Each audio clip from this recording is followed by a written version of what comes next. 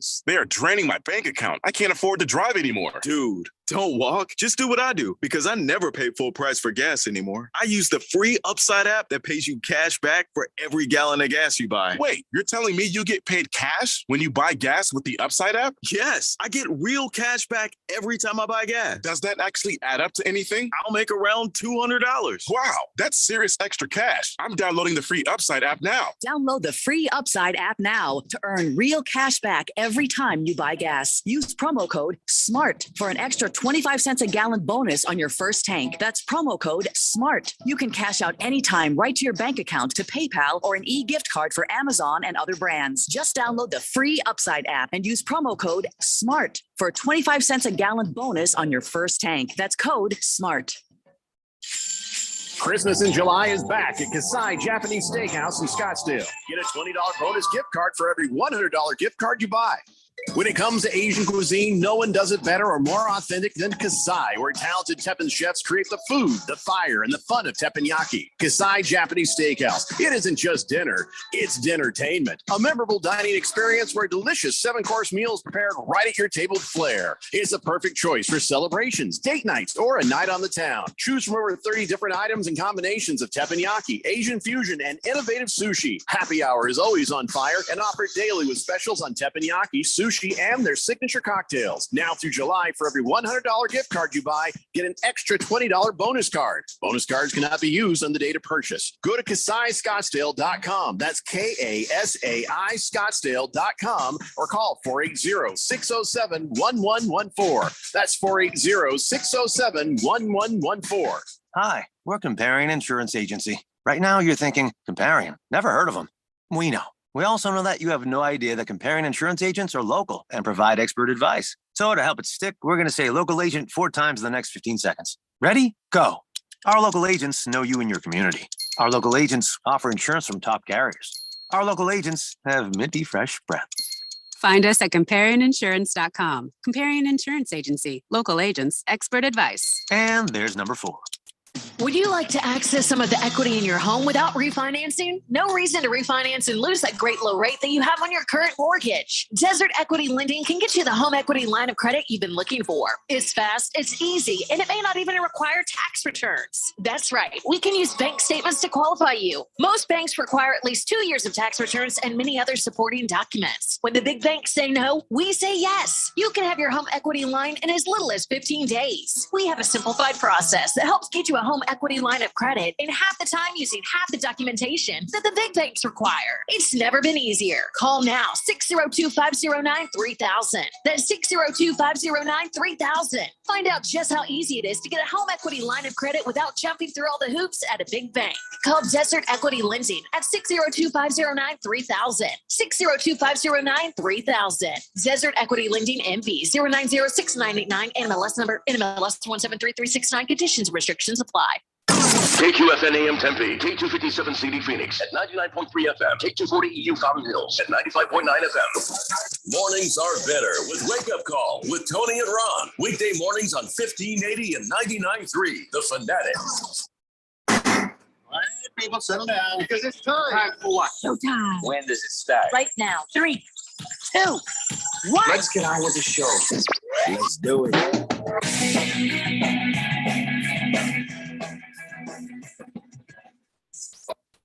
All right, everybody, it's Friday here on the Daily Blender, and your good friend, your radio pal, Jeffrey O'Brien, alongside Randy White.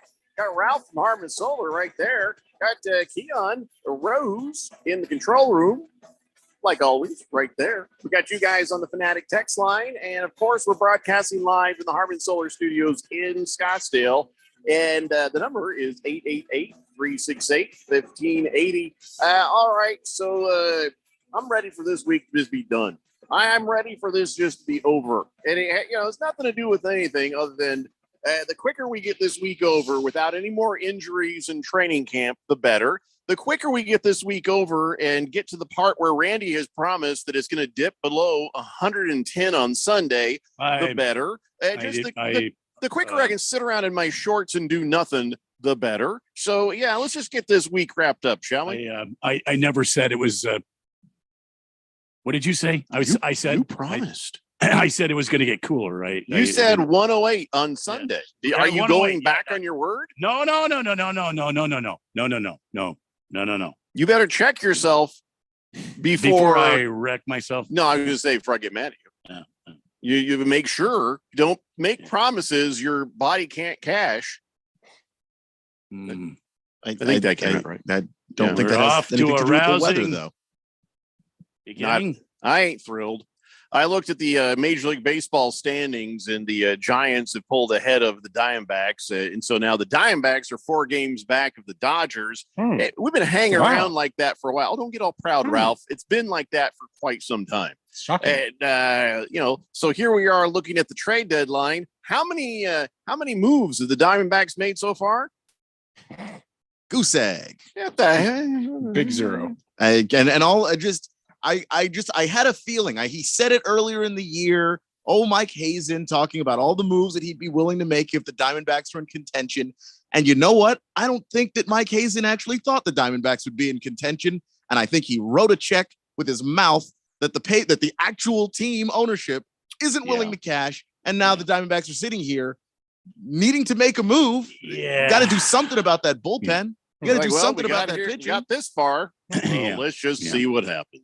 Yeah. So then now we can finish the season with like 87 wins, and that'll be it. There ain't gonna be nothing else to it. By the way, I think what was our predictions? Our predictions at the beginning of the year. Ralph said 78 wins. Keon said 75. Randy, you said 80 wins. Yeah. I said 81.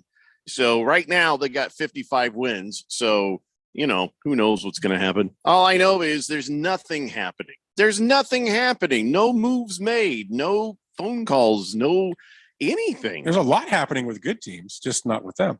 God damn it, Ralph, can't you just No, I can't. Can't you just Absolutely not. Why? No. There's no reason for this. Because the Dodgers have made 4 moves already. That's why. Because they're trying to win something, unlike the Diamondbacks. Keep I'm just talking. saying. See what happens. It's nice to have ownership that wants to win. That's all I I'm love saying. when Ralph talks, because when Ralph talks, the Seahawks fail, the Dodgers fail, the Lakers fail. Every team you have bloated and gloated about has done what? Failed. It's hard to wear these Super Bowl championship hats and stuff. I get it. You're right. So long 100%. for you. Yeah. Long. Well, I will say this about Ralph. The Dodgers did pick up a couple of pitchers today. Yep. One reliever and one right-handed pitcher. I think he might be another reliever. Lance Lynn is a starter. Oh, he's a starter. Okay, Yeah. I wasn't sure, but anyway, the White Sox are basically just selling their entire bullpen. The Houston Astros made a trade with Chicago today. The Dodgers picked up a couple of their pitchers today. I wouldn't be surprised to see somebody else dipping into the Chicago White Sox bullpen. Why wouldn't it be the damn Arizona Diamondbacks? I think Keon's 110% right, because Mike Hazen and Ken Kendricks, the owner of the Diamondbacks, doesn't want to make any moves because Ken Kendricks doesn't care about you, Arizona fans. He doesn't care if you win or if you lose. It's all about his checkbook. That's all it's about, is Ken Kendricks' checkbook. Period. The end. So maybe we can all agree to something. Let me rewind back to when Sterling, who owned the Clippers, got himself into trouble. And I said, listen, let's not blame the players. Let's support the players. Let's not support the owner and the bad deeds that are done there. And I said, let's rally around the team. And I think that we can still rally around the team. In fact, get used to them, because nobody's leaving and nobody's coming. And we can't blame the team. So Ralph would like to throw whatever digs he wants to throw, but those digs are misplaced when they are directly at the team. No, they're not at the team. When the people who run the team ain't doing nothing to make the situation better. Yeah, they're not at the team. They're at the ownership. I mean, they don't do anything. And if we get to Monday and they don't do anything, as a fan of Arizona, that's just going to piss you off. Yeah. Because they're not trying to win. We can't even argue with you, Ralph, when it comes to this kind of nonsense, because this was a much better season than any of us, including you, Ralph, imagined that the Diamondbacks would have. We spent the better part of the year ahead of your team that spent a bunch of money and is willing to make moves. And all they've done is stuck this thing in neutral and been like, well, we're getting great gas mileage going downhill.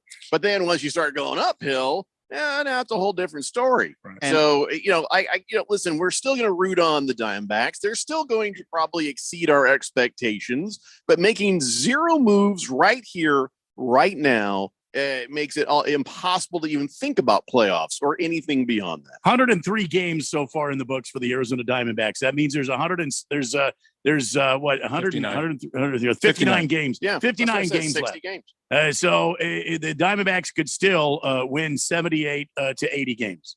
And I anticipate if they don't do anything, it's not about fire Mike Hazen, Big George. It's Why not not? about fire. Well, because Mike Hazen's not the problem here. The problem is not Mike Hazen.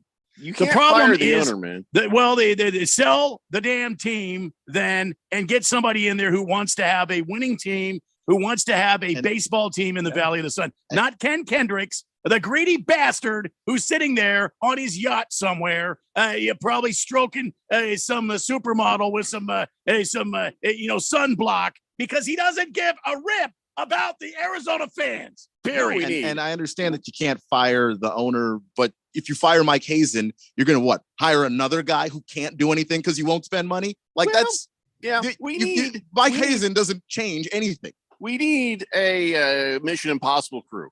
Here's we got to get Simon Pegg and Tom Cruise and Victor Rames. We got to get all these guys together, and they got to work a thing where we expose Ken Kendrick for it. I don't care if it's an expired library card. We got to get rid of this guy. And I think that the best way, these guys will always hang themselves. We need to send in a crew, through the ceiling, out of the air conditioning ducts, whatever it takes. Make it happen. Get the dirt and then get the hell rid of people who are not fielding a winning team. People who are just cruising, making money off the local fan base, but doing nothing in return for them. Yeah, Diamondback fans, I say unite. Just don't go out and support the damn team. Just bankrupt their ass. Don't even go and show. Find another team to root for. Don't root for the damn Diamondback because they don't care about you. Why would you care about them? You can't do that to the players. I understand our team, Brandon. Listen, the players have nothing to do with it. Ken Kendricks don't care about you. It's like the movie Major League. Ken Kendricks don't care about you. Don't support his baseball team. Period. I mean, I tend to agree with Randy because while that's not fair to the players, the owner's also the team. Like the general manager's also the team. Like they're all the team. So yeah, the guys out there on the field, it may not be their fault, and it isn't. It's not their fault. We can all agree that Zach Gallen is playing his ass off, and that Corbin Carroll is playing his ass off, and Perdomo and everybody else. But the fact is, you have a team that's good enough to compete, and they're going to sit on their hands and go. I know what they're going to peddle us. They're going to give us, we're going to build for the future. Here's what's going to happen. Corbin Carroll's going to want an extension. He's going to want, a big extension because he's a great ball player. And guess what? They're going to trade his ass. I'm surprised that hasn't happened already. They're going to trade him away like they did with Paul Goldschmidt. When it came time to pay Paul Goldschmidt, they're going to trade Corbin Carroll away. Because you know why? Because Ken Kendricks doesn't care about you, the Arizona Diamondbacks fan. They're not trading him away. This is what they're gonna trade his ass. They're gonna trade him so fast. If they don't make a move, I think what they're saying is, hey, we've got a pretty good young core that's done better than we thought they would. Let's not go and spend money to try to do something here because I don't think maybe they don't believe they have a team that can really go far this year. So maybe what they're thinking is let's hang on to our money. Let's hang on to our prospects. Let's see what we can bring up as we get into September and next year and who we can go out and get in free agency next year to really go compete. Because you know what? Honestly, all BS aside, they're not winning the World Series this year. If they get in the playoffs, they're probably out in the first round. There's just better teams in the National League. So maybe it's a more of a long-term strategy. I mean, I don't know. That's the only thing I can think of. And they're going to peddle exactly that. And I'm not going to buy it at all because I have eyeballs and I see what happened up in Seattle with the Mariners, the amazing year that they had last year. And then if you think that you can just repeat that because it's baseball, you can't predict that this is going to happen again. You're here. You know what? You may not win a World Series, but try and go as far as you can go. Yeah. Do that for your fan base who's been sitting here watching bad baseball year over year for a long damn time. Like, just do it. I'm very sad about all this. But nothing has happened. Nothing is likely to happen. And that's just the way it is. You're not the only one who's sad, my friend. You're just not the way it's going to be. Yeah, fine.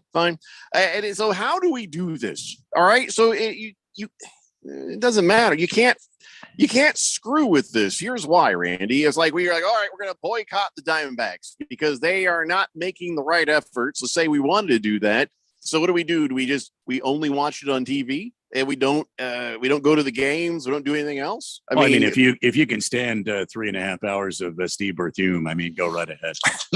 Yeah. I mean, personally, I don't watch the broadcast because of Steve sleepy ass Berthume.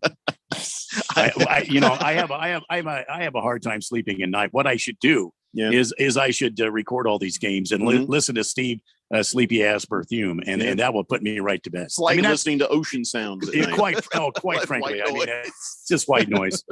And there's another hit up the. Shut up. But let somebody in there that wants to broadcast the game. Okay. Look at the Phoenix Suns. We barely had somebody doing something there, and then now we've got somebody really doing something there. Yeah. That's nice. And then with the Cardinals, we had somebody who was, a decent enough people, but they didn't spend any money. And then he died, and then his son showed up and started kind of spending money. It's a whole lot of barely doing the minimum to make money, but not to actually win. Well, I mean, I don't know how these other teams. I don't know how these other teams do it. I'll be honest with you, I don't. I don't know how Matt Ishbia comes in here and is spending all this money. He must know how to do the business of baseball. Meanwhile, Ken Kendricks is sitting somewhere with his damn baby seal fur-lined pockets of his designer pants with all his gold and all this stuff. And in his giant mansion, and he doesn't give a rip about Arizona Diamondback baseball fans. Period. Of course he doesn't, because this is just the way it's been in Phoenix until Ishbia showed up. Now, that's not going to inspire anybody else. He's got a different plan in mind. But if you look at it across the board, everyone's doing the same thing. Just enough to get by. Just enough to have enough of a fan base to get by. Coyotes, just enough to get by. Then the whole thing with Glendale blows up, and they're doing just enough to get by. Coyotes, the Diamondbacks, just enough to get by. The Cardinals, just enough to get by. And sometimes they luck into playoffs, and sometimes they may even luck into a Super Bowl. But it feels like we are being used as a fan base. We're just being used. They're not here to actually give us a winning product. What's that, Mike? We've actually got some sort of by happenstance. We have some sort of a winning team. What's that? Oh, stand pat then, Mike. Don't make any moves. Geez, we don't want to spend any money now. The people are coming out to the ballpark. That's Ken Kendricks. That's actual audio from Ken Kendricks. I'm pretty damn sure that's actual audio. To be fair, the Cardinals did try to spend money. They just didn't know how to do it. Right. It was just a sort of stumble all over themselves kind of thing. Maybe he got scared watching the Cardinals and went, holy crap, I don't want to do that. I don't know. Well, you mean Ken Kendricks? Unless Ken Kendricks is sitting there looking at Mike Hazen going, actually, my general manager is the drunkest man. Like, there's no reason to have that mindset. There just isn't. No one, by the way, is asking for the Diamondbacks to go out there and break the bank. No one said, what would make the Diamondbacks great? Go get Shohei Ohtani. Just get a reliever who can get out of innings 6, 7, 8, and 9 without getting shelled to death.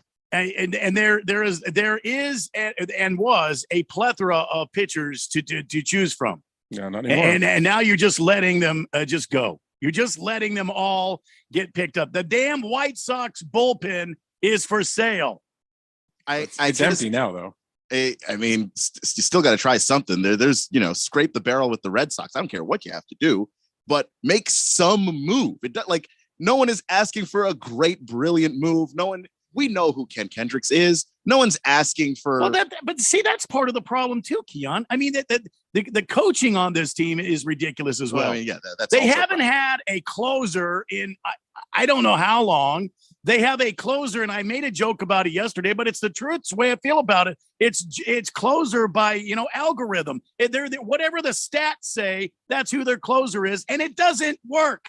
They don't have a closer. They don't have a Kensley Jansen to come in and shut down another team when the game's on the line. They don't have somebody that can walk in from the bullpen and shut the game down. Because it's all about stats nowadays. I mean, this guy matches up against this batter, And it's just mind-boggling. It hurts your brain. And the thing is, like, it turns me off from watching the Diamondbacks. Like, I'll watch the game on silent, obviously, because I don't want to fall asleep immediately. But then there goes another game, Steve Berthune. I'm watching. The Diamondbacks have a 2-run lead, and I see Andrew Chafin go to the mound. Just turn the TV off. The game is over. They're not winning. Okay, game is over. He's lost the game because he does it every single time. And it's not just him. I'm picking on him because the beard and the mullet, so he stands out in my head. But like, it's all of their relievers. It's all of them. Just, oh no, a new pitcher is coming to the mound right now, and I have to sit here and watch them try to defend a lead that I know they can't defend.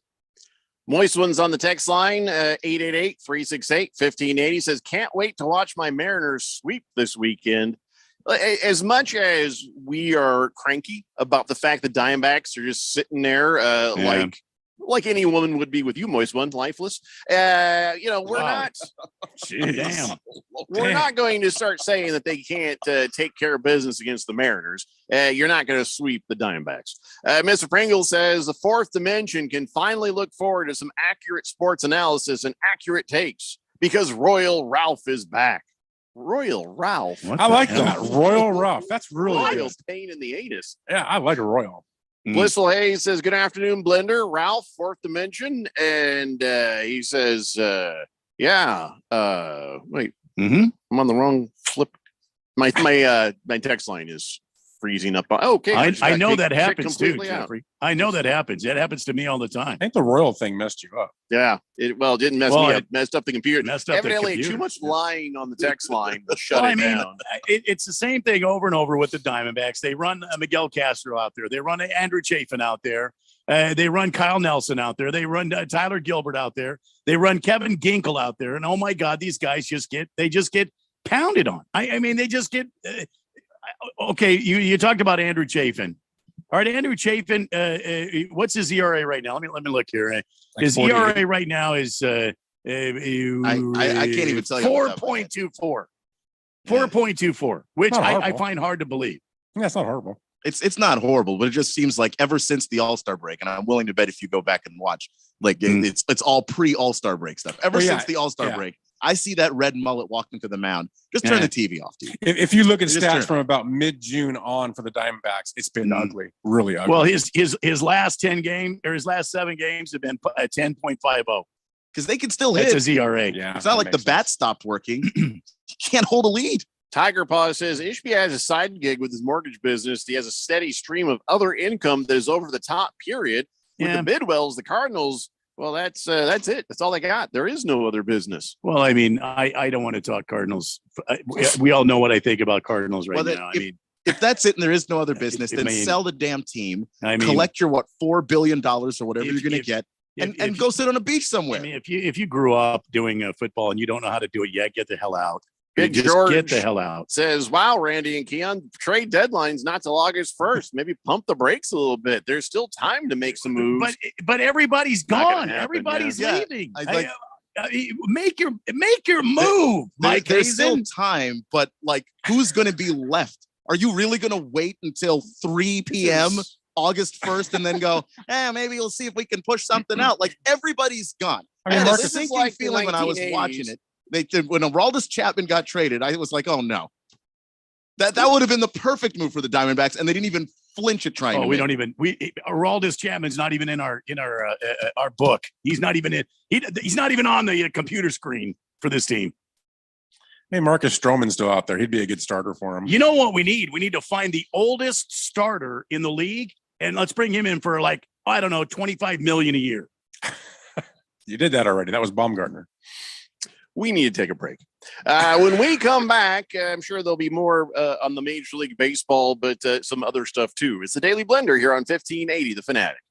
This is Brent Musburger's Action Update on 1580 and 99.3 The Fanatic. If you speed, there are lots of sounds that you might hear, like the sound of your vehicle crashing, because eventually speeding catches up with you. Paid for by NHTSA.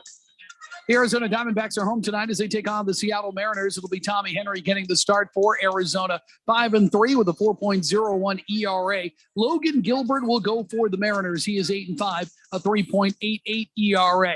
Arizona in third place in the National League West. They are 4 games behind the LA Dodgers.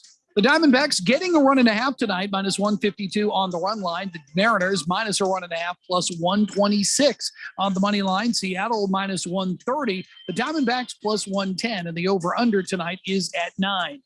I'm Tony Desiri with your VSiN Action Update on 1580 and 99.3 The Fanatic.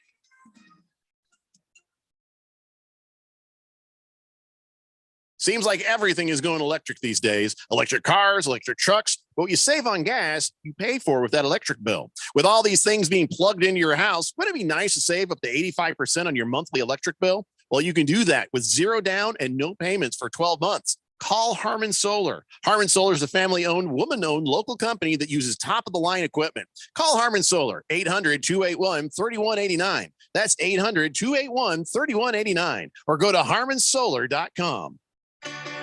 Want my secret for how to prep for summer getaways and get-togethers and get everything for less? Get to Kohl's. I just shopped their friends and family sale and saved an extra 20% on sunny day essentials like tees and tanks for my family for $9.99, a cute pair of shorts for me, and everything we needed to set up our patio. So get to Kohl's and save on cool finds for hot days. You'll thank me later. Select styles, 20% offer ends July 30th. Some exclusions apply. See store or kohls.com for details. At SimpliSafe, we've designed award-winning home security with advanced sensors, HD cameras, and now this 24/7 LifeGuard protection, only from SimpliSafe. Now, monitoring agents can see and speak to intruders through our new indoor camera to help stop crime in real time and for fast police response. Get 20% off any new system with Fast Protect monitoring at simplisafe.com/radio. Advanced home security, 24/7 professional monitoring for less than $1 a day. There's no safe like SimpliSafe. Christmas in July is back at Kasai Japanese Steakhouse in Scottsdale. Get a $20 bonus gift card for every $100 gift card you buy. When it comes to Asian cuisine, no one does it better or more authentic than Kasai, where talented Teppan chefs create the food, the fire, and the fun of teppanyaki. Kasai Japanese Steakhouse. It isn't just dinner, it's dinnertainment. A memorable dining experience where delicious 7-course meals prepared right at your table with flair. It's a perfect choice for celebrations, date nights, or a night on the town. Choose from over 30 different items and combinations of teppanyaki, Asian fusion, and innovative sushi. Happy hour is always on fire and offered daily with specials on teppanyaki, sushi, and their signature cocktails. Now through July, for every $100 gift card you buy, get an extra $20 bonus card. Bonus cards cannot be used on the date of purchase. Go to KasaiScottsdale.com. That's KASAI Scottsdale.com or call 480-607-1114. That's 480-607-1114. What's up, everybody? Nick Costos here, host of You Better You Bet, reminding you to check out the show. Now, why should you check out You Better You Bet? Because we bring you the most fun. We bring you the most insightful, the most entertaining show in the wagertainment world. From up-to-the-minute breakdowns of backdoor covers, bad beats, and the cheers and tears that come alongside them. Plus, you'll get the best betting analysis anywhere from myself, Ken Barkley, and some of the best minds in the sports wagering world. So tune in weekdays, noon to 3 on Arizona Sports Betting Station, 1580 and 99.3, The Fanatic.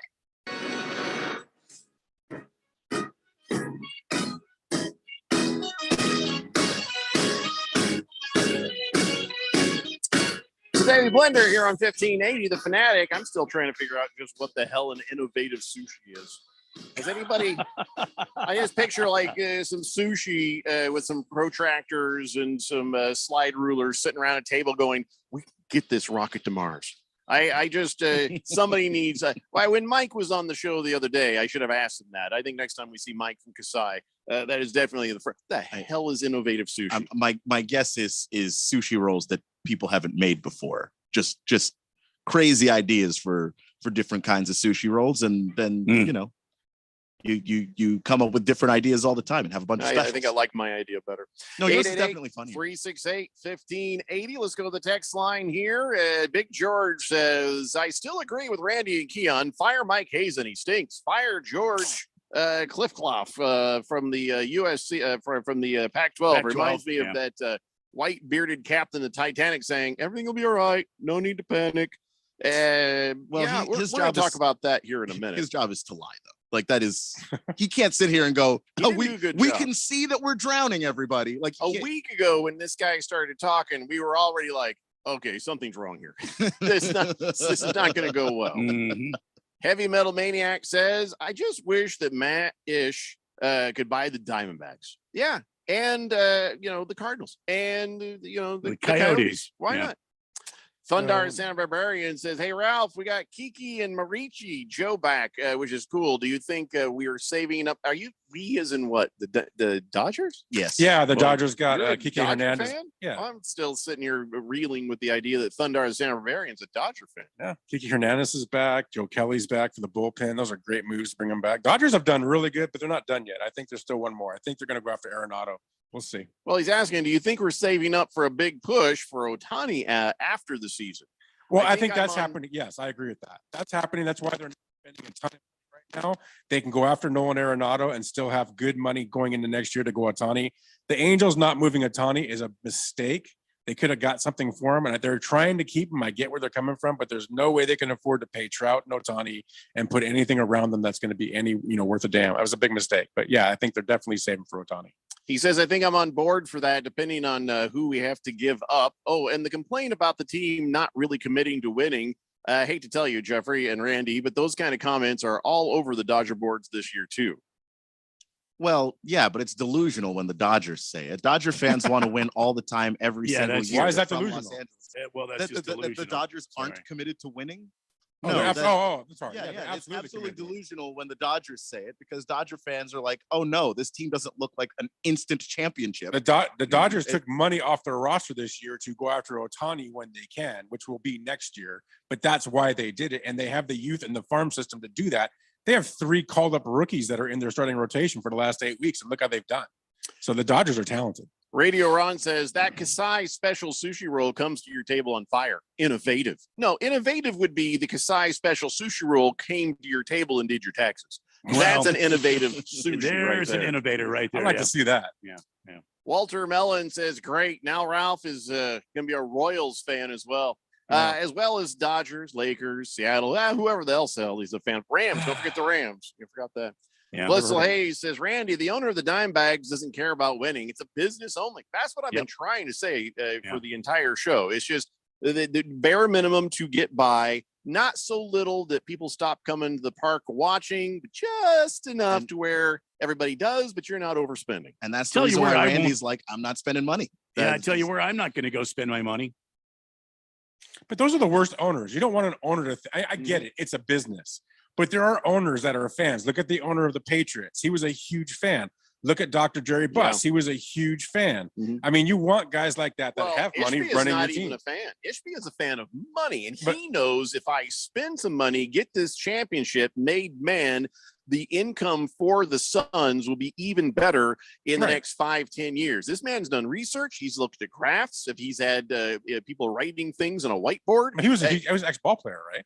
Yeah, he was in college, but Michigan State. Yeah, he's a Michigan fan of State. the It's not that game, he's a but Suns not fan, but he's a basketball. Right. He's a basketball fan, but he knows the economics of winning are way better than the economics of cruising. And Well, so he's it's- getting it right. It's like the Coyotes ownership group. That's a business. The Diamondbacks ownership group. That's a business. The Cardinals ownership group. That's just lost in space. You have one owner in town that is an actual fan and wants to see a team win because there's a purpose to having this team, and it's to win a championship, and it's to bring a championship to Phoenix, Arizona. And so he cares about that. These other 3 guys, they don't give a rip. They don't care. Thundar the Santa Barbarian says, if the sushi roll come to your table on fire, it'd be emulative, not innovative. Look at him working a thesaurus. Pringle says, Royal Ralph would be a great fantasy expert for this very radio program. There is nobody named Royal Ralph. That person doesn't exist. I'm right here. Yeah. Oh, yeah. But you're no expert in fantasy football. I'm absolutely an expert. You survived, but you I beat you last year, so I mean, nobody in deal. a game. But in the actual standings, I Oh, can't because even you got see. lucky at the end, and I had All I injuries. can see is the top of your head. All I can see is the top of your head from how far up above you I was. Berg says, happy Friday, guys. Go Diamondbacks. Yeah, go guys. Go team. Do your best, but sorry you're hamstrung. Moist One says there are so many trades yet to happen, and no way is everyone gone. Which trade so far has made you say, wow? Yeah, there hasn't been one yet, really. Not really. But the thing is, the Diamondbacks aren't going to make that trade. Like, if I thought the Diamondbacks could make the eye-popping, like Ralph said, Marcus Stroman earlier. You think they're doing You think that they're bringing Marcus Stroman here the way they don't spend money? No, they'll never do it. No. They should, but they will never do it. I'm talking about the guys that they can actually go out and afford, that they're willing to spend cash on. Those guys aren't going to be there by August 1st. They need to start making those moves now. I mean, there's quite a few starting pitchers still out there, but I mean, they're mid-level guys, right? I mean, still they could use them. Yeah. Do it. I hate to bring the Dodgers up again, but do what the Dodgers did. They didn't go break the bank in the last few days, and they brought in 4 guys that they really broke good the help. bank going into the season. No, they didn't. They got rid of the bank during the beginning of the season. That's why everybody was upset with them, because they got rid of all the money. But they did it for a reason. But I mean, they didn't go break the bank right now just to get better. They went out after things they needed. They needed starting pitching. They needed another shortstop. They needed a utility guy. They needed a reliever, and that's what they've done. So if only Hazen could trade for a new owner. Yeah, that'd be the way to do it. That would be fantastic. Yeah. Donnie says Daniel Snyder was a fan. Look how that turned out. But I guess Ishbia walks on water. He can cure anything. Well, Daniel Snyder was a fan, but you have to be like, a fan is like the minimum. It helps if the guy actually cares. Dan Snyder was willing to spend the money. He just also wanted to be the guy telling everybody where to spend the money, and he was bad at that. Against the Spread says the Cardinals should trade Arenado. He is a great player, is being wasted on a bad team. Cardinals need a 10-run minimum to win games anymore. They have the worst pitching I've seen in 35 years of being a St. Louis Cardinals fan. I think he's a Dodger by Monday. I really do. Wow, the Cardinals. You see what happened to Wilson Contreras? There, bam, right in the noggin. That was an accident, right? That wasn't on purpose. No, I don't think it was on purpose at all. These guys, again, these batters, they sometimes follow through with this big, big one-handed follow through. Took a chunk out of that dude's head. Danger of being a catcher. I mean, well, you're right up there. You're up close to the batter, and they take these big, long swings, and sometimes hits him right on the head. So that's what happened. Yeah. What was funny about that is Happ is the guy who hit him. And then right after that, the pitcher just plunks him just right in the soft spot, right above the hip, right there, because kind of the side. It wasn't even a hard pitch, just thump. And they tossed the pitcher immediately, which they should. But you should have heard the announcers. Well, I can't believe it. They're not going to give him a warning. Like, everybody knows what's happening here. Everybody knows what you're doing here. So, of course, they're going to toss the guy. Look, man, if you're going to hit the guy in the butt cheek, all right, at least go 90. All right, leave a mark. All right, make this guy think about it. Don't just underhand the ball and let it touch him on the butt cheek. All right, put some seams on this guy's ass if you're going to do this. All right. I really think Mykola thought he was going to get a warning because he went easy on him. Did you see him throw it? It was almost like a little leaguer. Yeah. It was a soft pitch. And that's the reason why I think he was just like, look, I'm sending a message, but I'm not trying to hurt the guy. That doesn't send a message. That gets you thrown out of a ball game. I like that the umpire is like, hey, you intentionally did it. We know what you're doing. We're not going to have it. You're out of here. And Randy's like, be like, what? That's the hardest you could throw? What? That's exactly what I would say. Looks like you wasted your ejection. I think that like if you're gonna do it, like, I know the basketball version of this, which is, look, okay, guy was trying to play. I was playing against some guy and he could really handle the ball, and he did this nonsense where he threw it off my face and then tried to go past me to the basket. I fouled the crap out of that guy. He was like, no, you're not gonna go after that, after disrespecting me like that, all the way to the basket. Have fun, but obviously this is going to start a fight. So you make it count. Like, you don't just little soft push, like, take him out.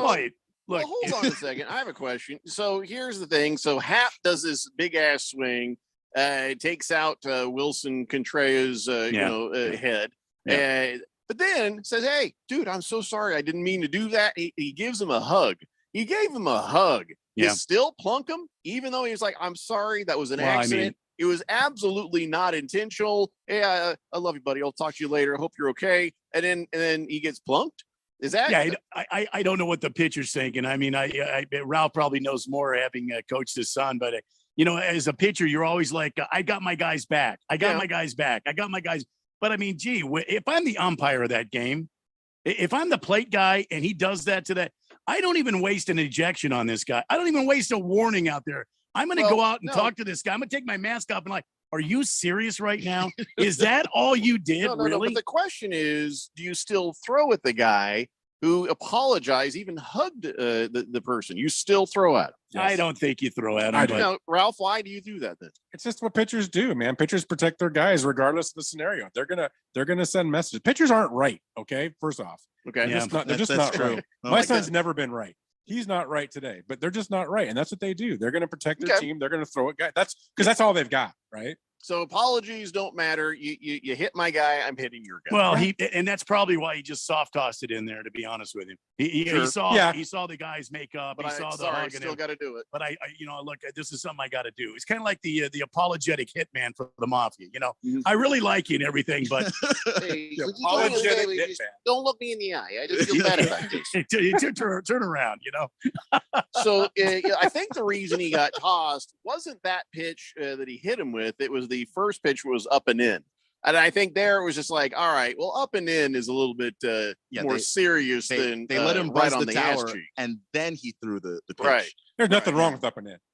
No, but nothing at all. If it actually does go more in and hits you, if it's up, you're around the head area, and that's a different kind of up thing. and in's an important pitch. These are major league pitchers. I mean, they need to use that up and in to get these guys off the plate. You have to. Up and in is very important. Really up and in though. Well, it was like. I think that they were combining the two pitches, the up and in followed by, and then you hit him. But up and in's legal. There's nothing wrong with up and in. You didn't hit him. You're just sending, I'm just you're just saying, sending a message. But it helped to show the intent, like you said. It sent a message, and then you hit him in the ass. It's like, all right, we know what you're doing. Well, you got to remember, every at bat's a challenge. I mean, if I'm a pitcher and I'm like my son, you look at that batter, and if he's on the plate, you're going to move his butt off that plate. Of course. And if he comes back closer to the plate, then you hit him. I'm just saying, if you're going to move him off the plate, then Hap wasn't on the plate. Continue as you were, like continue pitching. Don't go up and in and then decide. Do that in the other order. Like if you're going to hit the guy, and then. Well, you know what would have saved him is if he would have just waited until the next time Hap comes up. He has to do it the same AB. Come on. Let me just say this though, for the arguments I've made, I'm all for what happened. I mean, I think it was absolutely baseball appropriate, you know, but people are arguing, oh, he shouldn't have been thrown out. He should have got a warning. No, I think that was handled fine. I think everything that was done there was handled fine. The umpires don't want to lose control of the game. Right. So Yeah, if they're going to continue to let you do stuff or whatever. I don't know. I go out and I talk to this and I just, what are you doing? But yeah, I agree with Randy. If you're going to do it, make it worth it. Don't get ejected for that was nothing. Umpires have too much power anyway, but that's nice. I agree. Oh, did you hear about Angel Hernandez? We were wondering why has he not been talked about more? Well, he's been in AAA. They sent him down to sort himself out, and the word is he's not. He's screwing up AAA. Yeah. Oh yeah, he's still bad. Imagine his that. strike zone is atrocious. Everything is maybe if we're lucky, we've seen the last of that guy. I think we have. We got to take a break. When we come back, let's move on to other sport stuff. It's the Daily Blender here on 1580 The Fanatic. Wendy's is open till midnight or later, so you can give in to the craving and go night mode. Now all of your favorite menu items just got their bedtime extended. You can get what you want even later, like the Baconator with 6 strips of bacon, or the perfect fries and frosty duo. If you're up later, then so are we. So go ahead and pull through the drive-thru. When the craving hits, go night mode at Wendy's. Open till midnight or later. All right, see ya later. At participating U.S. Wendy's, hours may vary. And now, here are the top 3 things experts recommend you do to survive the summer with a broken AC. 1, breathe very slowly. 2, do not make any sudden moves until help arrives. Just ignore it. 3, calmly express your disappointment to your husband for neglecting service on your air conditioner. They finally get me unstuck from this leather chair. I'm gonna kick your. Summers in Arizona are brutal. That's why thousands of Arizonans depend on Desert Diamond Air. From 24/7 emergency service to diagnostic checkups to full replacement, Desert Diamond specializes in both residential and commercial HVAC systems with competitive pricing and experience to service and repair all major AC brands. With federal tax credits up to $2,000, it's a great time to replace your AC system. Go to desertdiamondair.com or call 602-362-4599. That's 602-362-4599. Or search Desert Diamond Air on your mobile phone. Hi, we're Comparion Insurance Agency. Right now, you're thinking, Comparion, never heard of them. We know. We also know that you have no idea that Comparion Insurance agents are local and provide expert advice. So to help it stick, we're going to say local agent 4 times in the next 15 seconds. Ready? Go. Our local agents know you and your community. Our local agents offer insurance from top carriers. Our local agents have minty fresh breath. Find us at ComparionInsurance.com. Comparion Insurance Agency. Local agents, expert advice. And there's number 4. Don't be fooled by the people you meet on social media. It may start as an innocent conversation, but anyone who tries to sell you pills is nothing more than a drug dealer. And if you think tiny pills can't do much harm, think again. Fentanyl can end it all. Know the truth about fentanyl at learnmoreaz.org. Don't be fooled. Don't be faked out. Visit learnmoreaz.org. This message is sponsored by the Substance Abuse Coalition Leaders of Arizona. Seems like everything is going electric these days. Electric cars, electric trucks. But what you save on gas, you pay for with that electric bill. With all these things being plugged into your house, wouldn't it be nice to save up to 85% on your monthly electric bill? Well, you can do that with 0 down and no payments for 12 months. Call Harmon Solar. Harmon Solar is a family-owned, woman-owned local company that uses top-of-the-line equipment. Call Harmon Solar, 800-281-3189. That's 800-281-3189. Or go to harmonsolar.com. Your home for sports. 1580 and 99.3 The Fanatic.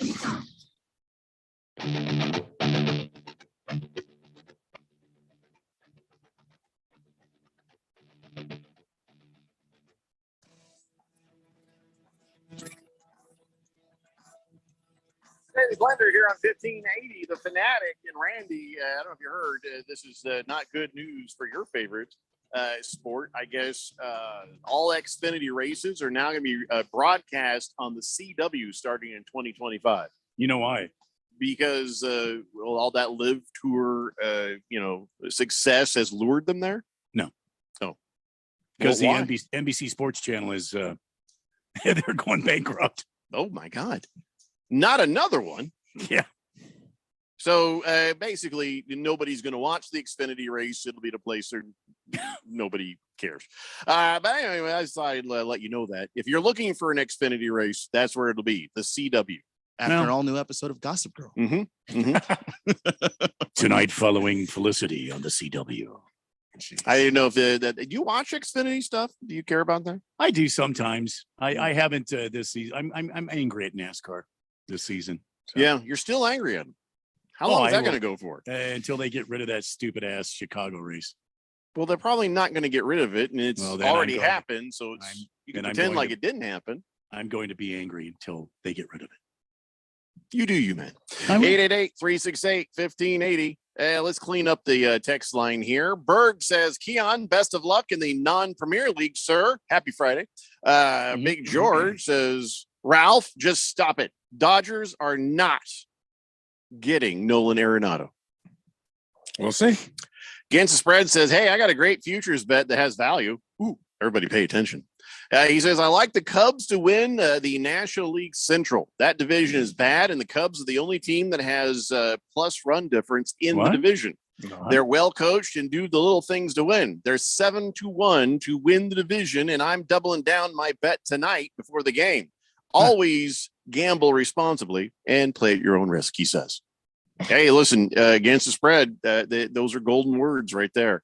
Now, keep in mind, he's not always 100% correct, but he's more correct than anyone else that we have come across. So Ralph is shaking his head no for some reason on Well, that. I mean, the Cubs are talking about fire selling and getting rid of Bellinger, Stroman, and a couple other guys. I mean, and that'll probably happen this weekend. So if it does, I don't see how they win a division.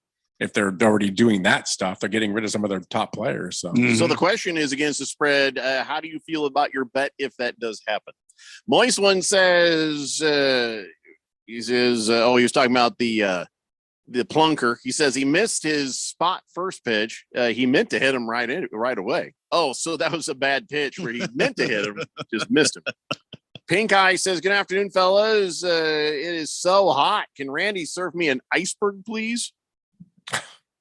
I can give you a Yeah. drink with some ice in it. I'm not Make sure. him a drink. Tell him it's an iceberg. Yeah, here's an iceberg. I'm sure Ah, there is some alcoholic drink called the iceberg. There we go. And I'll add a little bit of this and basically some whiskey and that some right lettuce there. in it. Some Yeah, iceberg the lettuce. Oh yeah, there they a little more ice. There you go. Moist One says the Cubs aren't going to sell, but and they're not going to beat the Brewers, he says. All right. 888-368-1580. I actually, it's funny because I saw this story and I thought, and then I got an email. I got an email from a female listener. I can't say who she is on the text line. She didn't want me to say that, but she sent me this email asking if this was a man card violation. Let me get to you what she's talking about. So the U.S. women's team refused to sing the national anthem before the World Cup when they played the Netherlands to a tie. And people are upset about it. They're like, what the hell is going on here? And so, here's the thing. I having protests in America about American things, to me, that makes sense.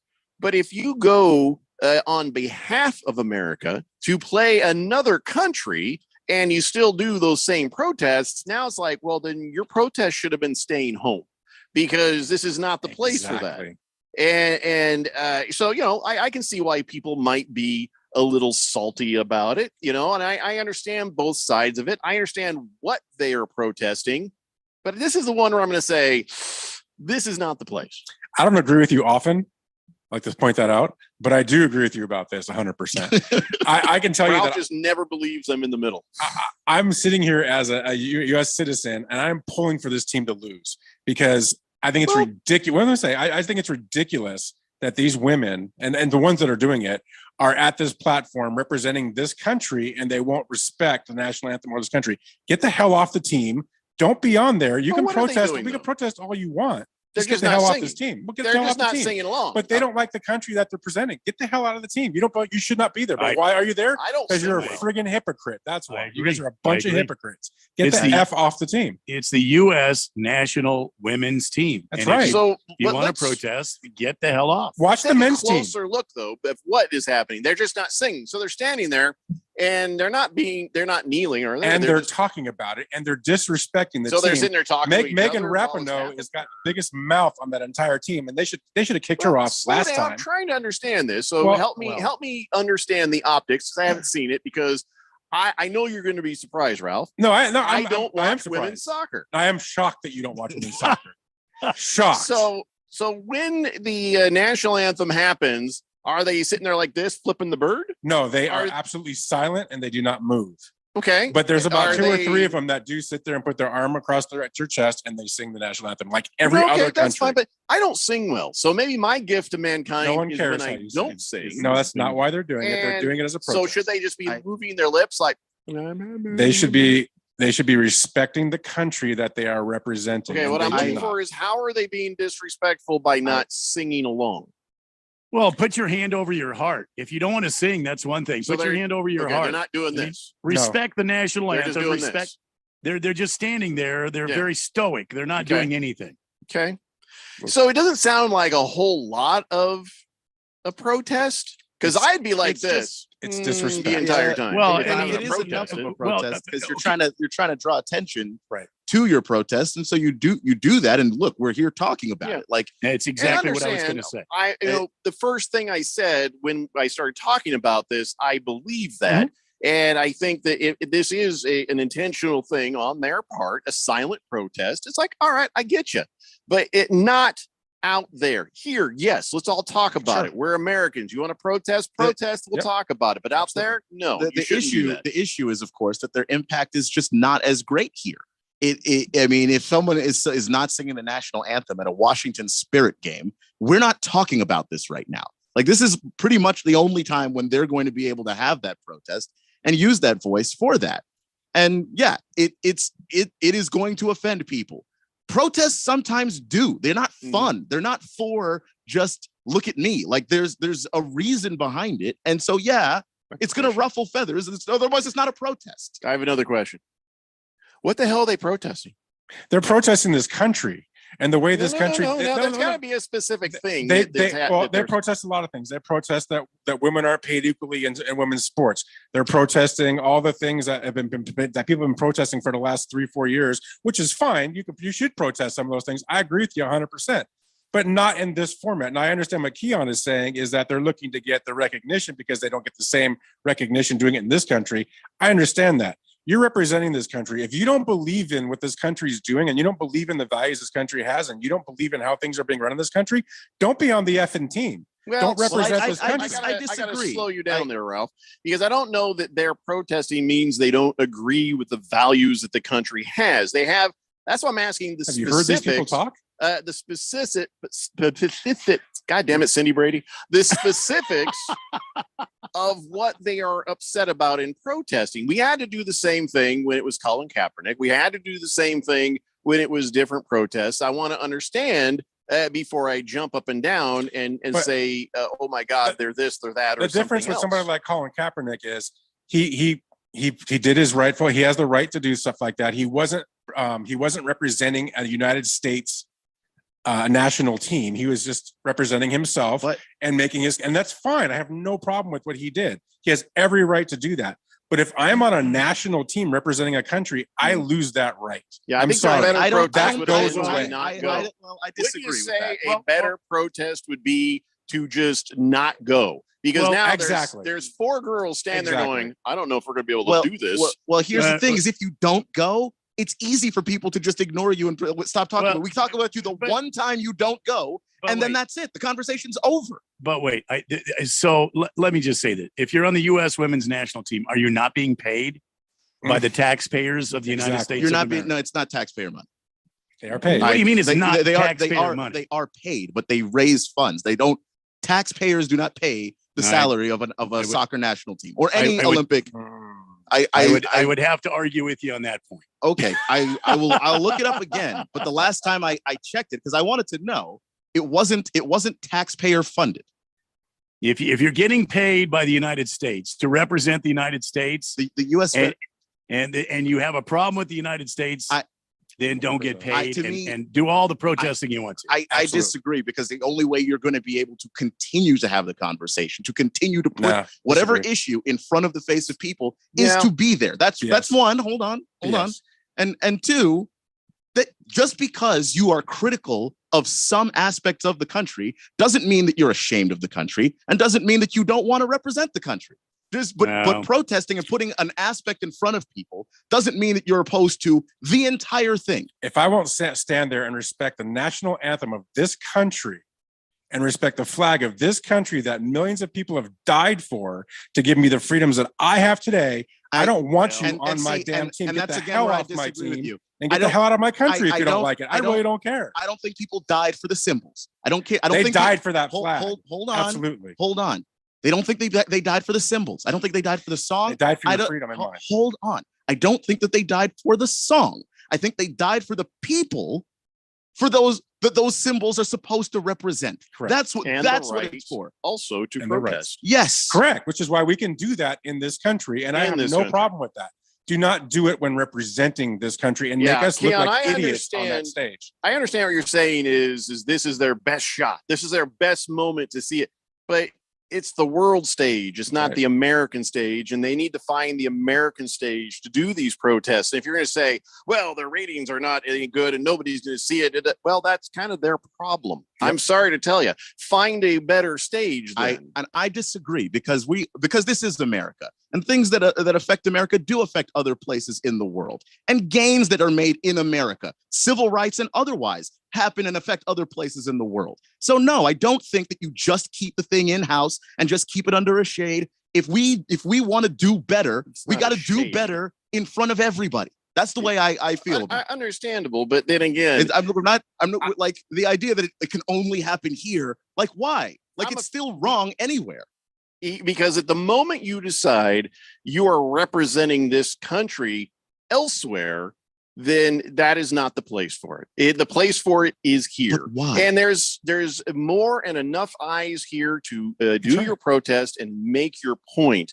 But if you're the other point is we're going to represent America out there, then don't go. If you can't bring yourself to it. And listen, I'm not that precious about whether they sang along or they didn't, but they did intentionally do this silent protest. So it's a protest. Watch the men's team. The men's team goes out there and they put their here and they're singing and they're loud and they represent the country. And that's why the people love the men's team on the national level. They can't stand this women's team because all they are is political. A bunch of rich women playing, a bunch of rich women that have living their dream out on the center stage. Generalities now. But that's reality. I'm sitting here as an American hoping that they get their butts kicked. I haven't can't even stand got to the email yet. I know. Sorry, I'm passionate about it. I understand Keon's view and I get what he's saying. And Keon, I love you, but you're wrong. I can appreciate where both you guys are coming from on either side, but I think that somewhere here in the middle, there is a reasonable thing. Hey, at least where I am in the middle, I still say out there is probably not the place for it. Yeah, no, I agree. We can talk more about it. We come back and other things. It's the Daily Blender here on 1580, The Fanatic. You don't plan for a computer virus. You don't plan to lose files. You don't plan to knock your laptop off the counter. And you don't plan for your PC to crash or your screen to freeze. But Staples has a plan. A plan for unlimited virus protection. A plan for help when you need it 24/7. Staples Total Support Plans are your tech plans for the unplanned, starting as low as $199.99. And although you didn't plan for this, right now at Staples, you can also get $250 off select computers. N729 in-store only. See associate for details. At SimpliSafe, we've designed award-winning home security with advanced sensors, HD cameras, and now this 24/7 LifeGuard protection, only from SimpliSafe. Now, monitoring agents can see and speak to intruders through our new indoor camera to help stop crime in real time and for fast police response. Get 20% off any new system with Fast Protect monitoring at simplisafe.com/radio. Advanced home security, 24/7 professional monitoring for less than $1 a day. There's no safe like SimpliSafe. Christmas in July is back at Kasai Japanese Steakhouse in Scottsdale. Get a $20 bonus gift card for every $100 gift card you buy.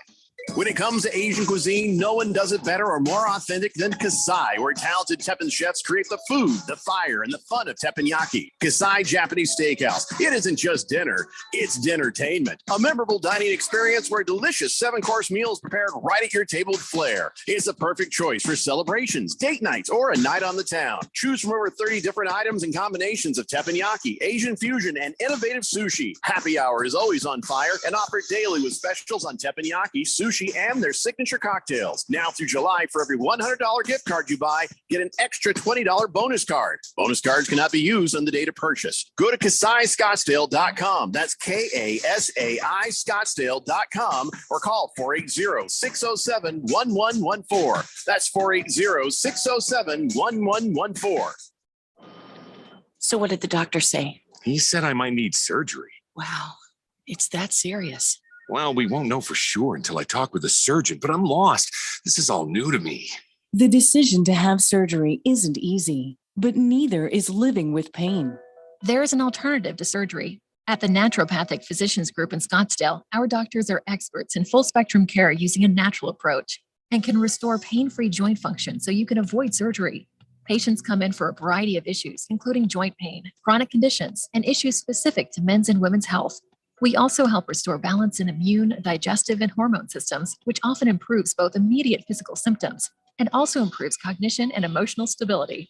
So when traditional medicine suggests you need surgery, how about taking another approach? Call Naturopathic Physicians Group at 480-451-6161. That's 480-451-6161. Or go to naturopathicgroup.com. KQFN Tempe. Also transmitting on K25CD Phoenix at 99.3 FM. And K24EU Fountain Hills at 95.9 FM. All right, people, settle down. Because it's time. What? Showtime. When does it start? Right now. 3, 2, 1. Let's get on with the show. Let's do it.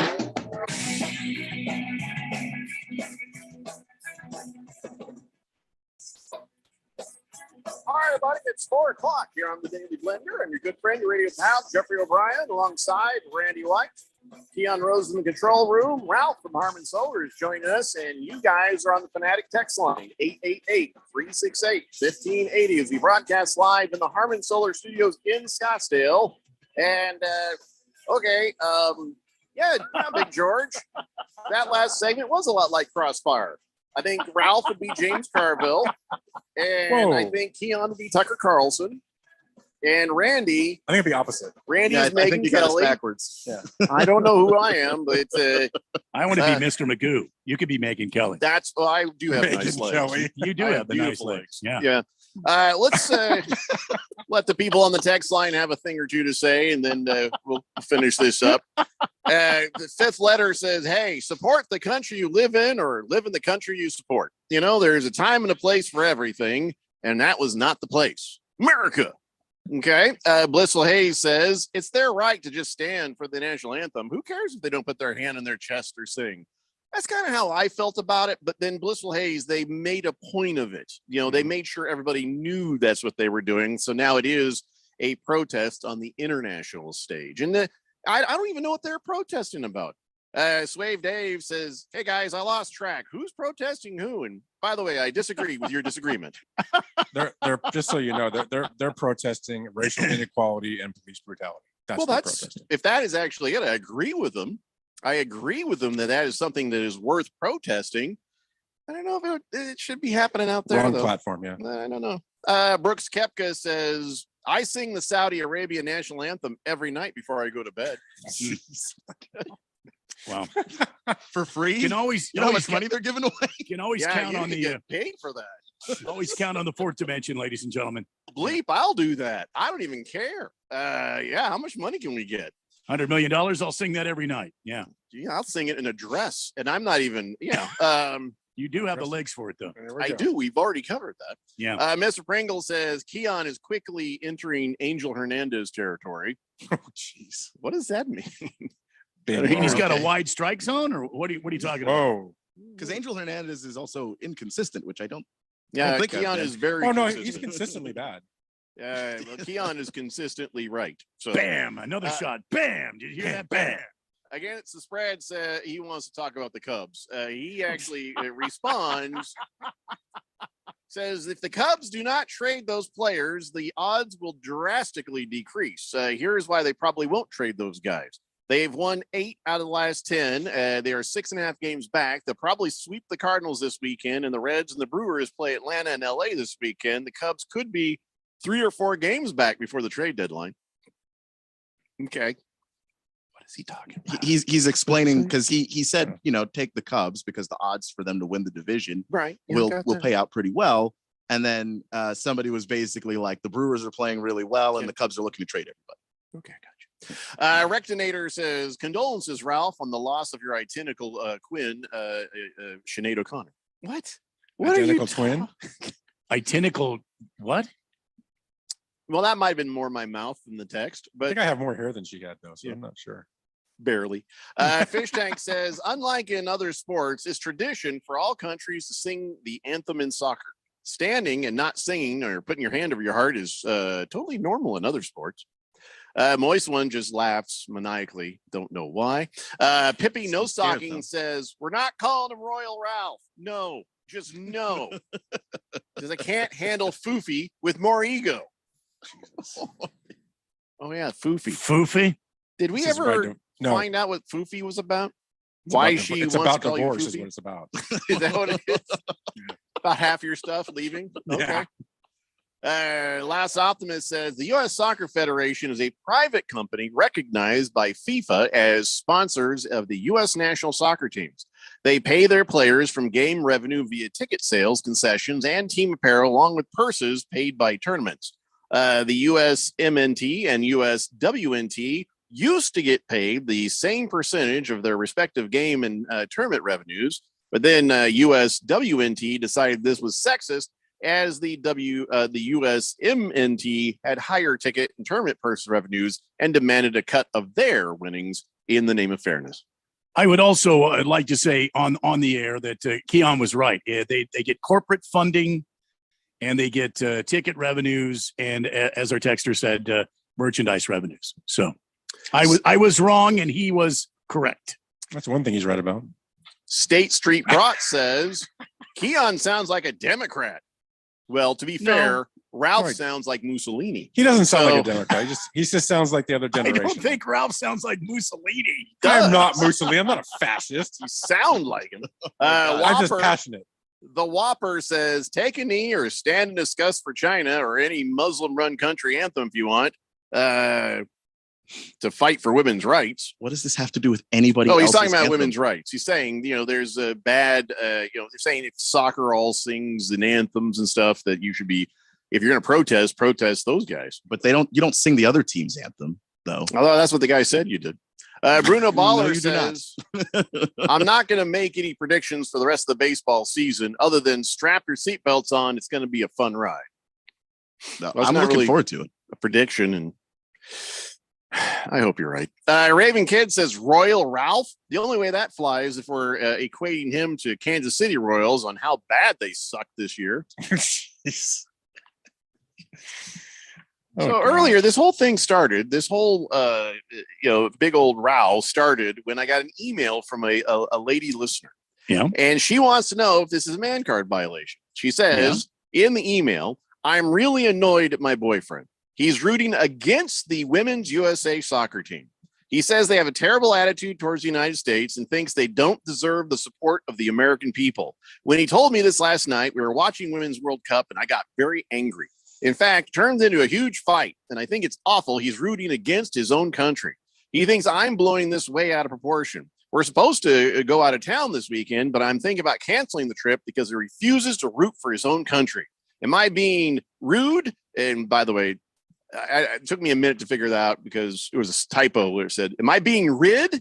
I'm like, what is there a slang for rid? Rude. Yeah, it's rude. Yeah. Or is my boyfriend being an unpatriotic douche?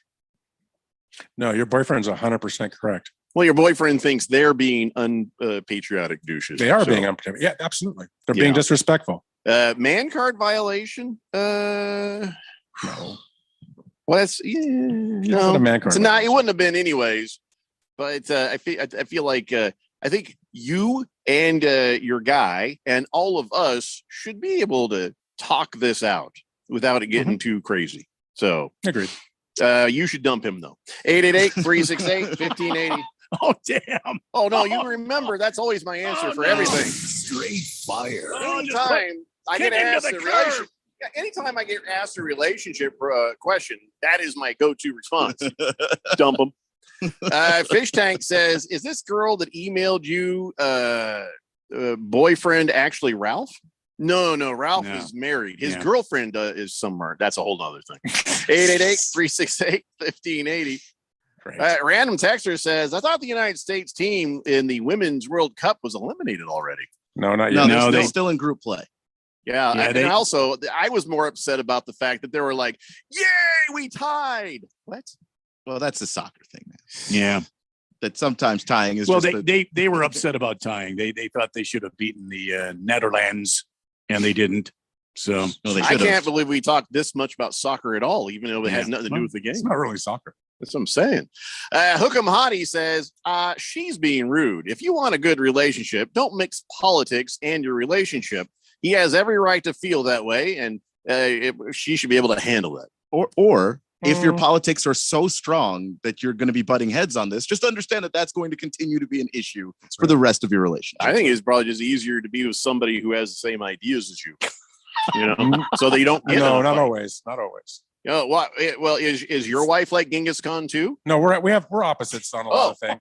Opposites are. I think it's important to have some opposite. I'm not Genghis Khan, by the way, but it's important to have opposite. You are Genghis things. Khan and Mussolini all wrapped up in Oh bacon. my gosh, I wasn't in a Nazi movie. Anyway, neither was Genghis Khan. Come on, no, man. but you were. It's important to have that opposite. I think it's political. But to Keon's point, I mean, I think politics does come up. Politics and religion are the two things that are always going to come up in a relationship.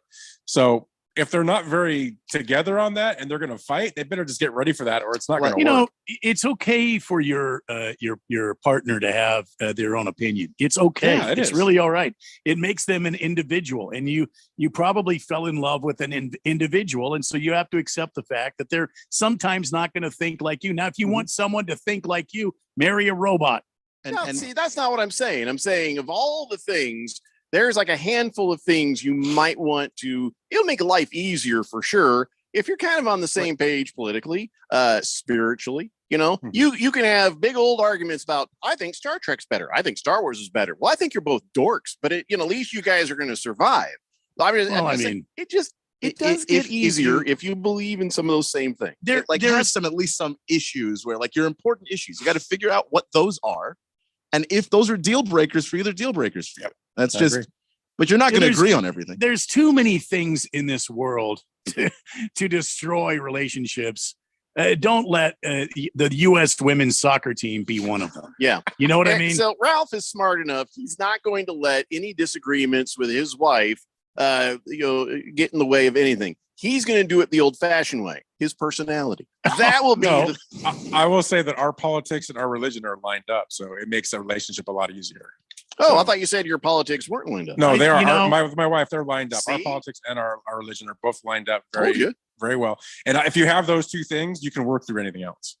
Pippi No Stockings is on the text line, says, Foofy was a term of endearment I gave Ralph back 32 years ago, when we loved each other silly. I was either going to call him that or flabby. Flabby. Foofy was it. So is that what foofy means? You're she a little said foofy? flabby? Yeah, that's the text. Was Foofy the one that kind of accidentally slipped out? She heard it? I don't know. I'm not talking about this. So foofy is a term for flab? Foofy. You jiggle your belly, you're like, no, little foofy? No. Is little foofy what she calls your dangling participle? Wow. You have to ask her. We're waiting. I'm going to start calling you Foofy from now on. Bruno Baller says, if you could be cloned, would you want to live with yourself? Hell no. No. No. I think I'd get along with me. Oh my God. No, I mean, I could get along You're with the me. only one that would say that. Come on. I don't think I'd want to be hanging around me all the time. I already do that. Why would you want to hang around with you all the time? Times two.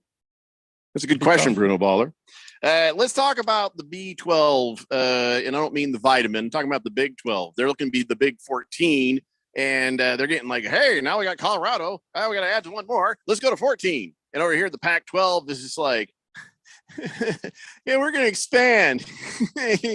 we're going to expand. And they're like, you've contracted, right? You've just lost another school there. And you're probably about with the Big 12 saying, hey, we'd like to be 14. And they're staring really hard at you, Arizona. We can be 14 over here. So other than basketball, why would they stare at Arizona? I think they would stare at Oregon. I think they would take Oregon rather than Arizona. That word on the street, Brandy. That was my first thought, but you just used the magic word basketball. That's a good basketball conference too. And they're not better than the SEC in football. They're not better than the ACC in football. They're not better than the Big Ten in football. But when it comes to basketball, you throw, Texas out there, as long as they're, still part of this whole thing. But Kansas State had a really good run in the tournament. Oklahoma State, shows up. If you poach Arizona to replace what Texas and Oklahoma was giving you in basketball, that's not bad. As far as financially, it's not bad. Well, why not go after Gonzaga then? Well, because Gonzaga doesn't do football. You got to bring Arizona, even if you're bad at football. But they do basketball. They do basketball, but the Big 12 wants you to do football. Yeah, that you still have to, even if you're bad at it. Still, I mean, I would think if I'm Big 12, I'm looking at Oregon square in the eyes because Oregon can do basketball too. Yeah, that's Oregon. The thing. Oregon basketball has been really good the last few seasons, and their football team has been really good the last few seasons. So, and I think they found their guy at head coach. Oregon seems like a better choice. If the Big 12 is going to become the Big 14, and then the Pac-12 is like, hey, we're going to expand. Well, now you're down. If you're expanding, that means you want to be the Pac-14, but then now you've just contracted down to the Pac-9, which means now you need 5 teams to join the Pac, whatever the hell it is going to be. Do you see your problem? That's Just your weakens the OCD conference. talking again, man. Just to try to get to double digits. If you're going to be Pac-14, you say, hey, we're embracing expansion opportunities. Well, if you're expanding, you need 5 teams now. I mean, come on, Jeffrey. I remember when ASU was part of the WAC, and then they became this Pac-10. It was a Pac-6 for a while, Yeah, Pac-8 and then it for a was a long time. Pac-10 or it was Pac-8. I remember that, and then it was a Pac-10. It doesn't have to be a Pac-12. The problem is you're taking on water. What are you going to do to shore up the holes and shut off this water flow that you're bringing into the ship here? I mean, what are you going to do? Or are you just going to dissolve and these schools are just going to float out there and kind of catch on where they can? That's what I think tell is you. going to happen. Here's what needs to happen. ASU needs to call the Big 12 and say, listen, man, you could be the Big 16. I guess take us and anyone else. Please take us. But see, that's the problem because the president of ASU will not do that. He is steadfast to stay as a Pacific Coast Conference, a Pac-12 conference. He wants to see this succeed. So he's not going to do that. And I understand where he's coming from on that. It is part of the brand and whatever. But the moment you lost 2 Pacific schools to a Midwest conference, that game ended. It's over. I get that. Yeah, I'm speaking more to him. Like, it's just that game is over. And he is delusional if he thinks that he can somehow rebuild this conference using just schools in this region of the country. But he was also a proponent for the last thief that was in there as commissioner of the Pac-12. I mean, there hasn't been a television contract figured out yet. He says at the end of every month, and this has been for at least the last 3 months that I've been listening to his interviews and whatnot. He says every month, oh, we're close. We're going to get it worked out. Then another month goes by and it's not worked out. And then another month goes by and it's not worked out. And it is snowballing on him fast. I got news for you. The Pac-12 is done. It's a dead animal. Here's how you'll know if all their games are on the CW this year. Well, Xfinity, sorry. I think you're going to see Oregon. I think Oregon leaves. I think you're going to see other teams leave. Washington's probably out too. Washington's probably going to leave. The Pac is done. They're going to dissolve, and those guys are going to go into other conferences. Because what else are you going to do? Bring in a bunch of mediocre teams and have this mediocre conference on the West Coast that no one's going to care about? So then what? So what's ASU going to do? Because they're not going to leave. They could go to the big whatever, or they could go back to the WAC. Yeah, but I mean, they can go to the big whatever. Yeah, ASU will end up going to one of these smaller conferences, or see about the Mountain West, and if the Mountain West is going to take an opportunity to poach some of these schools, because if they get their hands on an Oregon or somebody, the Mountain West is weak though. I mean, it is, but they're just looking for one high profile team. The Pac doesn't. They've lost the high profile teams that they've had. Yeah, they're gone. So. Bruno Baller says, am I mistaken, or did Oregon basketball make the Final Four like in the last 10 years? That's what I mean. Oregon's got a great basketball program. They have a great football program. The Jet says, I couldn't hang out with my clone. I already know you guys miss me, so hold back the tears. He's back from California, he says. And the clone thing, he says, I always have to be the most awesome person in the room. Can't have 2 of me. And clone is not this radio program. Sorry. Big George says Michael Crow has never cared for athletics, and it's an afterthought for him. He needs to be fired. Of course, George, we know you. Swave Dave says, hey, if they keep this up, they're going to become the Pac-Man. You know, one dude saying, I'll pick anybody. All right, let's just take a break. When we come back, we've got some NFL football on the way, kids. It's the Daily Blender here on 1580, The Fanatic. Don't miss the final days of end-of-season deals during the truckload event at Lowe's. Right now, save on major appliances and get an additional 10% off in-store clearance appliances. Plus, you can get up to 35% off select tools and accessories. Find big savings during the final days of the truckload event happening now. Lowe's knows savings. Lowe's knows home improvement. Val 382. Exclusions apply while supplies last. Selection varies by location. See Lowe's.com for details. Wesley Financial Group is not a law firm. This story is called The Ugly Truth About Timeshare. If you think you've done your family a favor by buying a timeshare, you need my help. Hello, I'm Chuck McDowell, CEO and founder of Wesley Financial Group. 10 years ago, I started helping folks cancel their timeshare. And in the process, started what's now called the timeshare cancellation industry. Timeshare is the only thing that you can buy that you can't tell me how much it's going to cost or when it's going to end. When you buy a timeshare, you give them a blank check to fill out any amount they want for annual maintenance and assessment fees. The crazy thing is, this never ends. Even when you die, your family's now going to be stuck with this burden. Stop the insanity today. Call my office now. If we take you as a client, I guarantee we'll cancel your timeshare or you'll pay nothing. Call for your free information kit. 800-462-3333. That's 800-462-3333. 800-462-3333. When you run a business, you need to be in control. And while you can't control everything that happens in the world of business, you can definitely take control of your utility expenses with the help of Harmon Solar. Give them a call and see how your company can save up to 80% on that monthly electric bill with zero down and no payments for 12 months. Harmon Solar is a local family-owned company that uses top-of-the-line equipment. Call Harmon Solar, 800-281-3189. That's 800-281-3189. Or go to harmonsolar.com. Hi, we're Comparion Insurance Agency. Right now, you're thinking, Comparion, never heard of them. We know. We also know that you have no idea that Comparion Insurance agents are local and provide expert advice. So to help it stick, we're going to say local agent 4 times in the next 15 seconds. Ready? Go. Our local agents know you and your community. Our local agents offer insurance from top carriers. Our local agents have minty fresh breath. Find us at comparioninsurance.com. Comparion Insurance Agency. Local agents, expert advice. And there's number 4. This isn't a game of touch in the backyard. I tore his ass up. This isn't tossing around the ball with your friends.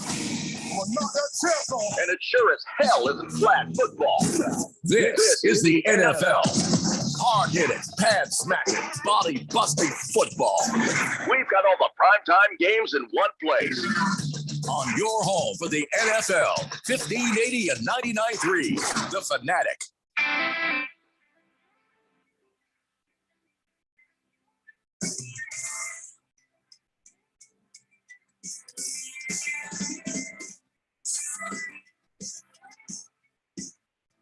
Hey, Wonder here on 1580, The Fanatic, and Pippi No Stockings has texted in to clarify some things. We thought Foofy might have meant a certain thing about Ralph's dingle dangle, but she says no, Foofy is not named for a dangling participle, which if it was, it would be more like an indirect object or conjunction junction with no function. It was just a cute name for a very charming young Ralphie. Conjunction junction with no function. Ralphie. Yeah, go ahead and get married, Keon. I didn't say I was rushing into it. Yeah. I like her. She's like, smack, smack, smack. Smack, Yeah, smack, smack. right? Hey, everybody. What do you like to watch your games? I mean, sometimes we have no choice, but which broadcasts do you think are the best NFL broadcasts? Is it Fox? Is it CBS? Or is it like the NBC on Sunday night? It used to be NBC on Sunday night. I don't know how I feel about that anymore. But so what do you think the best NFL television broadcasts are? CBS, Fox, NBC. Don't even come near me with ESPN because I'll defriend you. I mean, well, that wasn't even going to come up. Thank you. We are all sane people here, I think. So I think I don't know. I still like NBC. I still like the football night in America. I like Mike Tirico, but I think CBS. I like Jim Nantz and Tony Romo, Mhm. even though Tony's becoming sort of irritating. Yeah. So they have announced, or they have said, unveiled the NFL on CBS announcer lineup, Randy. And team number 1, of course, is Jim Nantz, Tony Romo, and the Mole. I call her, the Mole? Yeah, Austin Powers. Why do you call her Mole? Because she's got this mole. Oh my gosh. It's like everybody is Tracy. Mole. Oh my God. Oh my God. Mole. That's terrible, man. That's You have to see awful, it on man. the YouTube, but I'm just recreating the mole. And in the second team, this is where I got mad. Second team is Ian Eagle, Charles Davis, and Evan Washburn. The hell? I mean, second team is Ian effing Eagle. Yeah, How well, about Kevin Harlan? Kevin Kevin Harlan's Harlan. right there with Trent Green and Melanie Collins. That's your See, number one team, if you ask me. Kevin Harlan for NFL, that's my favorite radio team. Kevin Yes. Harlan and Kurt Warner. And TV too. But I don't think he's on. I don't think he works for CBS. He's right here. Oh, is he? He's on their roster. Wait, Well, then there he is. Wait, well, then they messed up. They messed up real bad. They messed up real bad. I don't mind Ian Eagle. I think he's pretty good, but I wouldn't listen to Ian Eagle Kevin Harlan before I listen to Kevin Harlan. That's right. Ugh. I saw What? this list and I'm like, what the actual bleepity bleep? I mean, Kevin Harlan on television or radio. Yeah, I get it. Jim Nance. I mean, I'm not trying to take anything away from him, but Tony Romo takes away from that broadcast enough where Kevin Harlan, Trent Green, and Melanie Collins better. See, but it's Trent Green. If it was somebody else with Kevin Harlan, if you put Kurt Warner with Kevin Harlan, well, you do every Monday night here on 1580 The Fanatic. But that's the radio broadcast. You put him on the TV though. I mean, Kurt, put him on. Kurt Warner's doing the morning thing with Rich Eisen. I already know. I think if you put Kevin Harlan with somebody that it would be perfect opposite him in the broadcast booth for TV. But Trent Green, come on, come on. He doesn't get in the way. I don't got a problem with him. What does he do wrong? What about Fox? He doesn't get in the way. He's not a personality. Well, these guys aren't on Fox. I know. I mean, I watch Fox because I'm watching the NFC most of the time. No, Fox. I hate Fox. But that's what's doing the NFC. So I hate Fox. They bring in the most. Oh, to tell you how bad a shape my Colts are in, Spiro Dides and Adam Archuleta way down on the whole list there. They're still doing my Adam games. Archuleta. Now there's a name I haven't heard in a while. Wow. Yeah, because you don't watch Colts games. Well, no, since he thieved a bunch of money from Dan Snyder to do nothing at safety for an entire year. Wow. That's the last time I heard You that. should name. like him, but wait a minute. You're actually arguing in favor of Dan Snyder? Oh no, somebody taking money from Dan I'm Snyder? like Adam Archuleta. Well, now hold on. When people You're take damn money right. when people take money from Dan Snyder to be bad, I had to watch it. So yeah, no, I'm sitting there rooting for a team, and there's a safety that's just like, no, please, after you, go to the end zone whenever you like. I'm buying his damn jersey. I'm gonna get his autograph. I'd be his biggest fan. You're stealing money from Dan Snyder. Yeah, baby. Can I tell you how CBS blew this whole thing? Take a look here. Who's missing from this? JJ Watt. JJ Watt, in part of their big announcement, JJ Watt's part of the crew. Guess whose picture they didn't put on this thing? JJ Watt. He's in studio though. He's not on the game detail, right? Those are the game guys. Did they put him in studio? I thought he was in studio. Well, that makes a lot more sense. That he should have been on Fox. Ralph, why does your screen look like you're inside of a DSLR camera? What the hell's going on with your screen? And you got a little pinhead at the very bottom there. You should tilt your camera down a little bit so what's going you're on not there? like this little dot at the bottom. Channel 1. Rule of thirds. No, Zoom A, window in. Yeah, your battery effect powered. on there. Nobody's buying that's like a camcorder recording you there. What are you doing there, Ralph? Doing anything. JJ Your Watt. little channel 1 and channel 2 audio has not moved. Not once. even We bouncing. know that's not real. That's totally Yeah. fake. What the hell's going on, Ralph? That's on You your just now hell is noticed that? that? Yeah, I didn't Called even notice VU that. meters, and that's what you normally see as a cameraman. Your inside the battery's about to go viewfinder. out. Yeah, I don't even know what that is. your battery's on full there. Somebody's playing with your equipment again. You got 50 minutes left on card it's A. You not got Pippi, 80 I'll minutes tell you left that. on card B.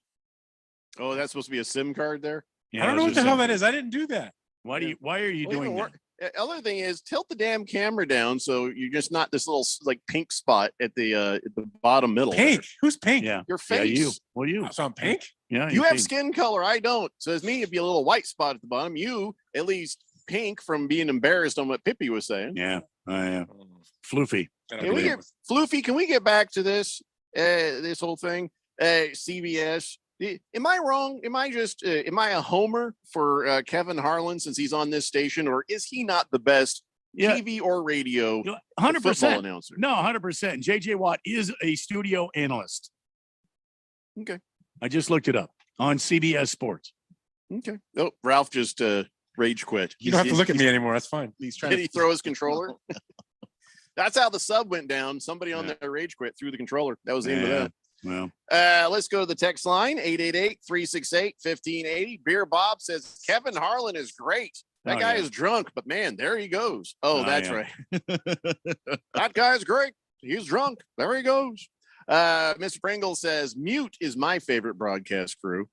Yeah, okay. Oh man. You know who can't do that? Mr. Wilbur. Morticia's Man says NFLBite.com. All the games for free. Morticia's Man, you're going to get us all in trouble. He sent me the link to that website, which I did bookmark. But by God, you're going to get us in trouble. You know what Donnie sent me I have written it down, today? but you can't do that. Donnie tweeted me, and it's true that Verizon has a deal. If you go over and join Verizon, they'll give you the Sunday ticket for free. And I'm like, God damn, I already paid for it this year. Will they pay me back my money for it? Because I was thinking about going back to Verizon. I moved to T-Mobile and thought, hey, I'll save some money. My wife and I we're driving to the North Country going, you got a signal? No, neither do I. F this noise. We're getting back with Verizon as soon as we get back home. And now there's a special deal. I'd like to, if I ask YouTube TV for a refund, will they? Oh, no. I don't know, but it might be a thing they do every year. I mean, I don't know, because I have the T-Mobile, and while I agree with you, they stink. I do get the MLB extra innings every year. I don't care about that. I want the damn football. But I'm saying the football might still be there for you next year, and then you just do it from that point. He hasn't started yet. You might get a refund. I'm going to definitely look into this, but thanks for that, Morticia's Man, and thanks for the heads up on that, Donnie. Blissful Hayes says, Kyler Murray has to be happy. There's actually an NFL player shorter than Kyler Murray. 5 foot, 5 inch Cowboys running back Deuce Vaughn. Looks like somebody let a child out there on the field. Jesus. I have not seen Deuce Vaughn. But see, how tall does a running back have to be? A quarterback needs to be tall so he can see over the line and look down the field. Running backs got give that bowling ball the ball and let him see what he can do, how many pins he can knock down. So yeah, height on a running back is irrelevant, I think. Random Texter says, I thought the United States team, wait, what? I'm sorry. Best NFL broadcast, I think, or any broadcast. Will that be any broadcast at all? All broadcasts that don't have Joe Buck. Yes. Yes, all broadcasts that don't have Joe Buck, best broadcast ever. I mean, agree? No, because even among the ones that are better than the ones that have Joe Buck, which, by the way, not a very strong accomplishment. Good. You've cleared the guy everybody hates the most. No, there's still, a I think ranking. Joe Buck is probably good for baseball. I agree. I even get annoyed him there. No, he's pretty good there. He's a pretty good baseball guy, but He's football, annoying. no. And by the way, I have the greatest call from Kevin Harlan ever. Do you want to hear the greatest call that Kevin Harlan ever did, ever? Do I? Yeah. There's a cat. A black cat is taking the field. This is the greatest black cat call is ever. running from the 20 to the near side, the 10. Yeah. From the 39 in Dallas, here's a short throw down the middle, caught by Ingram. Caught at the 35, went to the 30. Now the cat running the other way. And so is Ingram at the 30 to the 25 to the 24-yard line of the Dallas Cowboys. It's a catch run of 15. Now the cat is stopped at the 50. See, that's the greatest call that Kevin Harlan ever did right there. He went into the actual play call and then went back to the cat. That is so hard to do. He did that with a drunk guy, too, one time. Oh, yeah. And there's a drunk shirtless man on the field. He's at the 20. He's at the 30. He's at the 40. Yeah. Yeah. Listen, I feel like he's underrated if CBS has him as a third tier broadcaster. Yeah, he's number one only in my underrated book. by CBS. He's number one in my book. It's just insane. See, now, if ESPN fires Buck and they hire Kevin Harlan, what does that do their credibility then? At what point are they going to get rid of Tony Romo? Because Tony Romo no longer has that inside info that he'd look at something and go, oh, yeah, I know what they're going to do here. He doesn't have that anymore. Now he just sits up there like and saying dumb crap all the time. How long are they going to let him hang around? Jim Nantz, though. Yeah, but Jim Nantz and Tony Romo are not like Velcroed together. You can put somebody in there with Jim Nantz. Who's going to go in with Jim Nantz? Who's going to be in there? Anybody else from the entire lineup of CBS Sports? Tom Brady? He's with Fox now.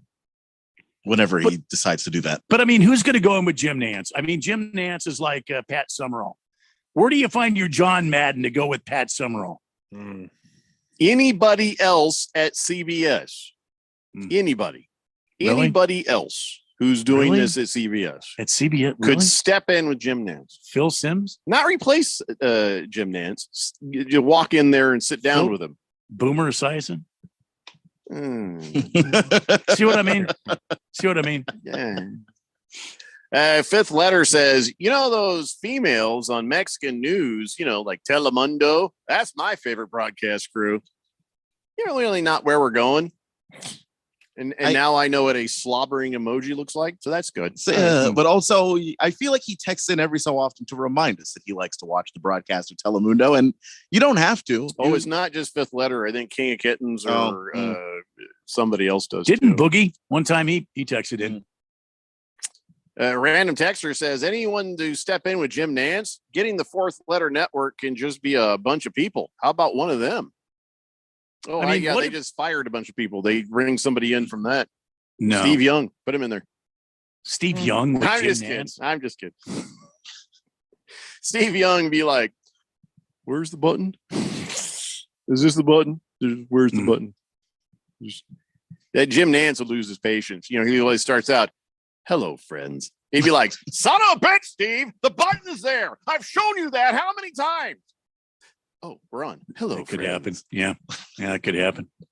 Donnie says, Ralph might agree, but I really like the Dodgers guy, Joe Davis. He calls the NFL on Fox sometimes, and he's awesome. Yeah, he's actually really good.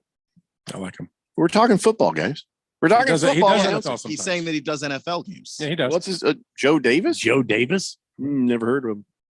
Never heard He of him. calls the Dodger games too?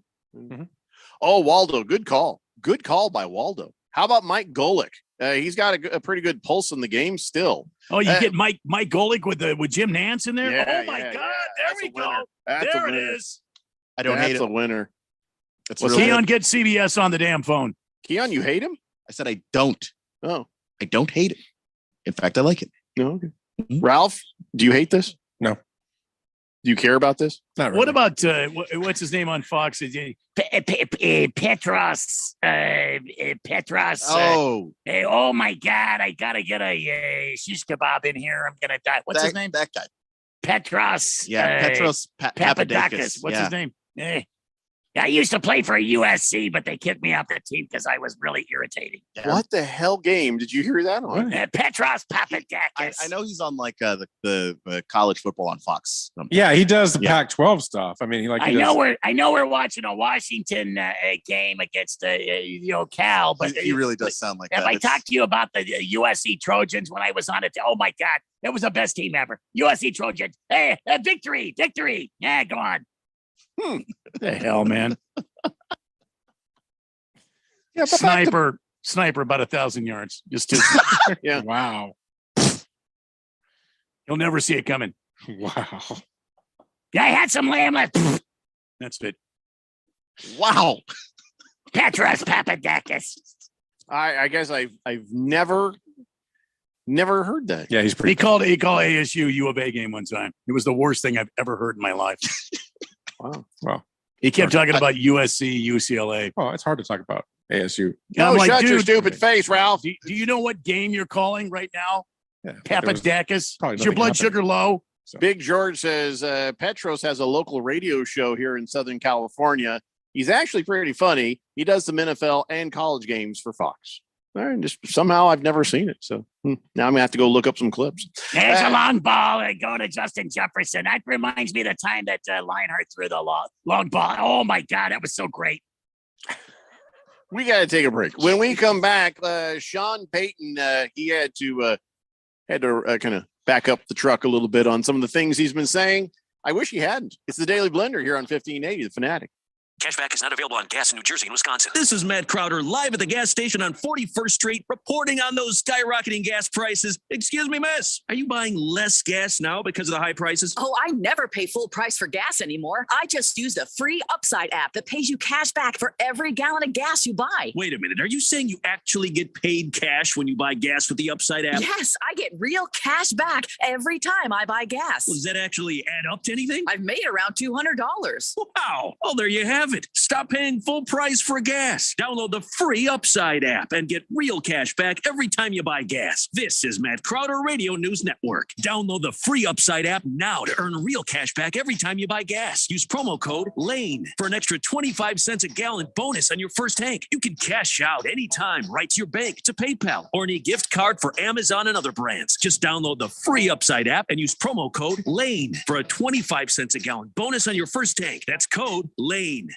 When it comes to covering the high school sports scene in Arizona, AZ Preps 365 has all the answers. Every Saturday morning from 8 until 10, they break down games, interview the newsmakers, talk with coaches from around the state, and stay up to date with what's happening with prep athletes and breaking news from the Arizona prep scene. It's AZ Preps 365, 8 till 10 Saturday mornings on 1580 and 99.3 The Fanatic, and always on at 1580thefanatic.com.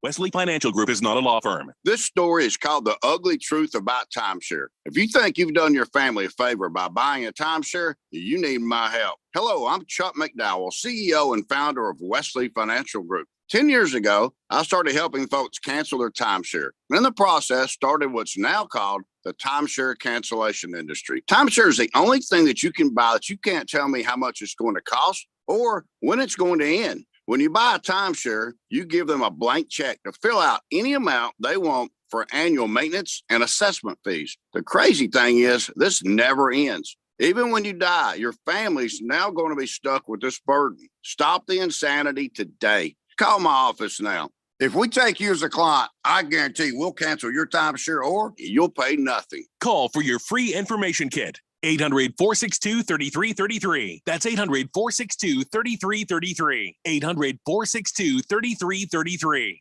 Hi, we're Comparion Insurance Agency. Right now, you're thinking, Comparion, never heard of them. We know.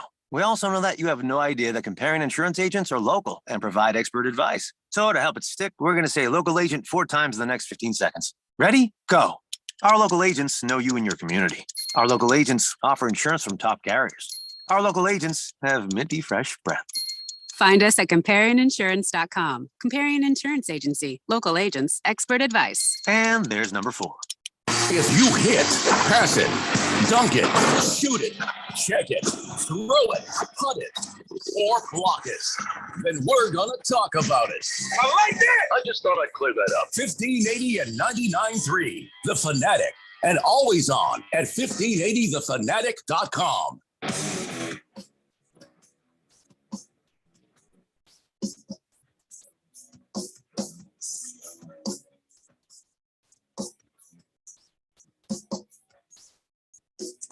Daily Blender here on 1580 The Fanatic.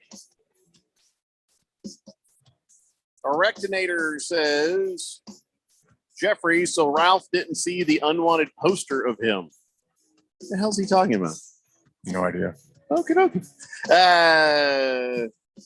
Jeffrey, so Ralph didn't see the unwanted That poster. guy's not all there. I have no idea what he's saying. Yeah, there's something wrong there. All right, so let's talk about Sean Payton. So the other day, Sean Payton came out and was like, "Oh my God, Nathaniel Hackett is the worst coach who ever walked the earth, and everybody who allowed him to be here has stink on their hands. He's just horrible coaching, and everybody who let Russell Wilson walk these halls unchecked." Horrible. Everybody's horrible. Everything is, oh my God. It's just okay. You all today, he's like, my comments were a mistake.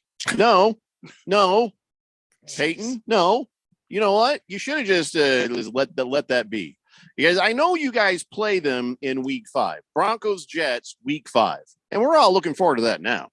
Oh my God. Game of the week now, right? But he says, I had one of those moments where I still had my Fox hat on. Oh, so he's trying to blame his previous mindset for the 1 year he was kind of at Fox. He says, as you know, I said this to the team in the meeting yesterday. I said, well, we had a great offseason, and I've been preaching that message. And here I am, the veteran, stepping in it. It was a learning experience for me. It was a mistake, obviously. I need a little more filter, I guess, there, And no, you didn't. You did what you did. You said what you said. You either straight up apologize for it or just don't. And I'd rather you didn't, because everything you said was honest. and you should just go ahead now and take consequences. Now, was there a reason behind what he said? Was he trying to build up Russell Wilson? Was he trying to, basically pee all over the place to, mark his territory? Well, I don't even care.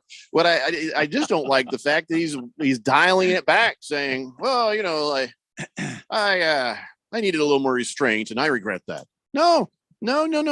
Stop. No, you don't. Did somebody in leadership, like owner or GM, if they get on him? did, he'd have said more than this. Don't you think? I don't know. Somebody said something. I mean, it feels like somebody said, Yeah. "Hey, maybe you want to clarify that a little bit." And maybe it was another coach. I mean, coaching is a fraternity, and these guys they try to look out for each other. Unless they think somebody's done something kidding that's me? absolutely bush league. I mean, All right, I'll agree with you. It's a fraternity, Keon. But here's the thing: Sean Payton, all the real coaches of the NFL, those guys are going, oh, and they're like, oh God, thank you for saying. Everybody in the NFL who is a coach saw what happened with Russell Wilson and what happened with Nathaniel Hackett last year, and they're like, what is going on? So basically, it made them all feel like, oh, this guy don't belong in here. So I would bet most of the coaches of the NFL loved that Sean Payton said that the other day. I don't know that that's necessarily true because everybody's sort of connected If it's to a everybody fraternity, else. there's Like hazing. they all know it. I mean, like no one. You didn't need to go to the media and blast Nathaniel Hackett. Like every coach knew already. So it's just like if you have somebody on your staff that does something poorly or wrong, you don't want another coach ripping that guy. And Nathaniel Hackett is literally someone else's problem right now. Now, listen, I think that Sean Payton probably should have just let that one go and just taken a higher road and been a little classier than hacking down on how old Nathaniel Hackett. But you did it. You said it. You shouldn't go back from it. You make a joke as a comedian and it's edgy and then people come after you. The last thing you should do is apologize. Absolute last thing you should do.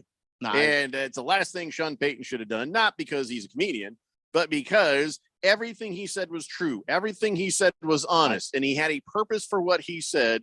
What? Take your lumps, Sean Payton. Take your lumps. And to be clear, I don't disagree with him saying it. I like that he said it because not enough coaches just are honest. But part of the reason why is that group of coaches that, behind closed doors, when these guys get together and talk and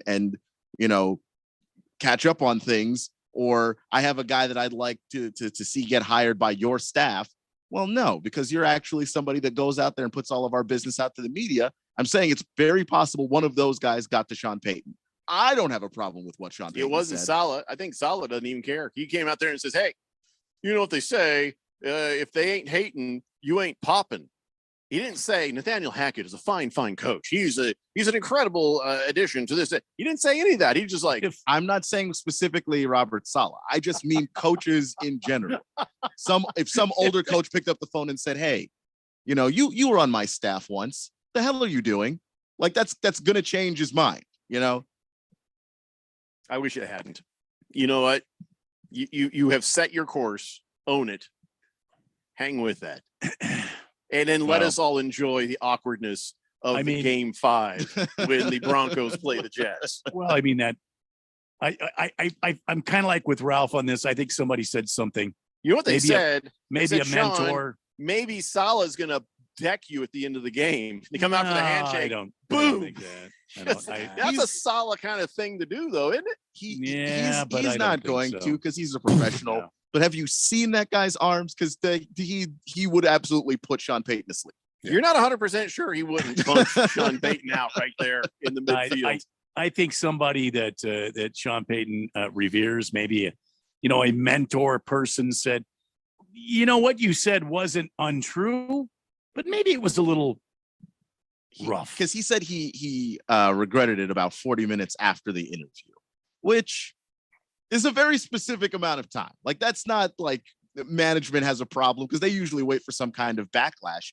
And there wasn't one. It wasn't like people were like, oh no, I'm not going to go see Broncos games now that he said all of this stuff. So it just leads me to believe like it was some person he respects that reached out to him and said, No, that's not how we do this. It's like The Newsroom. I don't know if you ever watched that show, an Aaron Sorkin show. Oh my God, it was good. The main character just goes off on a panel. It goes viral, and then they came out with he had vertigo. So Sean Payton had vertigo, huh? Yeah. Baker's Cocky Hen says Sean Payton ain't scared. He's in that MMA movie. Here comes the boom. Sean Payton ain't fighting nobody. Sean Payton, you know what he is? He's one of them traffic cones on the freeway. That's how he's shaped. He's one of those, Wow. those barrels that line up full of water to stop the car from hitting the concrete. That's Sean Payton. That's his side. Robert Saleh, though, Looks like he could still Saleh, play. he's from the movie. What was that movie? The Mummy. He's this guy. No. He's from 300. He's that Persian prince that comes out and just starts killing everybody. He's like 18 feet tall. If you give him like enough mascara, he could probably That's make what it I'm work. saying. Robert Saleh would just destroy Sean Payton if it came down to a fight. Robert Saleh looks like he could still play right now. I think Hackett, that roly-poly bastard, I don't think he's fighting anybody. Hackett. Yeah. He's the guy on Nathaniel. the DK Metcalf diet. He's eating 5 or 6 bags of candy every day. That's Daniel Hackett. Yeah, but he forgot all the other stuff that DK Metcalf does. That's Right. the problem. Yeah. Running, lifting. So you would think that, Sean Payton's comments this week were probably the most ill-advised comments, but you'd be wrong because Hunter Henry got a microphone in front of him. Oh, boy. Yeah, so the Patriots, Hunter Henry, they are talking to him saying, how's it going in camp? And he's like, yeah, let me tell you, we're having a lot of fun on the field and in the video room. He says, boy. Bill O'Brien, he's showing me, tape on Rob Gronkowski and Aaron Hernandez. And, those guys are legends around here. I just love it. Sorry, what? He's like, yeah. Rob Gronkowski's a legend. Aaron Hernandez, what a legend. Jesus. How old is Hunter Henry? Is he old enough to know what happened? Sounds like he's 18. He absolutely is old enough to know. Yeah. He's 28. There's no way he doesn't know. You sure? He doesn't know about the killings and the things. And He's old enough to know. Hang in. At 28, I'm only 5 years older than him. Gang violence and killing aside, Aaron Hernandez is a damn legend around here. Yeah. So Sean Payton, he finds out what Hunter Henry says. He's like, God damn it! If he'd have said that before my press conference, I wouldn't have had to say anything. Yeah, that's true. I mean, he is a legend. Just not for any of the reasons that anybody thought. Like the dude killed a bunch of guys and then went to football practice and nobody noticed that anything was wrong because he's that sociopathic. Yeah. And we've learned it runs in his family. It wasn't the CTE. His family, there's something wrong there. There's something wrong there. His brother. He was a baller, though. He could ball. Sure. He was a baller. He could kill and he That's could just ball. not what we remember him for. He was a real killer right off the field. They're a catching family because the brother couldn't throw that brick 20 feet. It didn't even hit the building when he threw it at ESPN, All right. So another person said something they wish they hadn't said, and they probably want it back. And there's been some clarification, and that's Dak Prescott. Dak Prescott was like, I'm not going to have 10 interceptions. That's no more than 10. And then they came to him again. Like, are you sure? He's like, yeah, I mean, they're not going to bounce off of people. Now he's like, I'm just going to have less interceptions. Okay. I'm just going to have less interceptions. It's less interceptions than what? Attributed to me. He already has a couple in practice this week. What I meant to say was I saw a video of him throwing to CeeDee Lamb on the Cowboys Twitter, and they were like, "Wow, what a grab by CeeDee Lamb!" And I was like, "But he was open. Like if he just thrown it accurately, CD wouldn't have had to reach out, catch it one-handed, tuck and roll. Like it was an amazing catch, but he was being covered by oxygen. Like there's no reason to throw it that far ahead of him. Like, oh no, 10 interceptions. He's throwing more than 10. That is easy. He's bounced them off helmets already. He's had 2 actual interceptions in practice training camp here. And he's what he says. All right, let me clarify. Going to lessen my interception numbers. That's a realistic boy. goal. Like That's a guarantee. they tell you when you make a goal, you have to make a goal that's realistic. Did you say from what year? Yeah. So- Which year and how many interceptions did he have last year? So I want to ask you guys, do the Yeah. Dallas Cowboys have a new quarterback next year? Yes.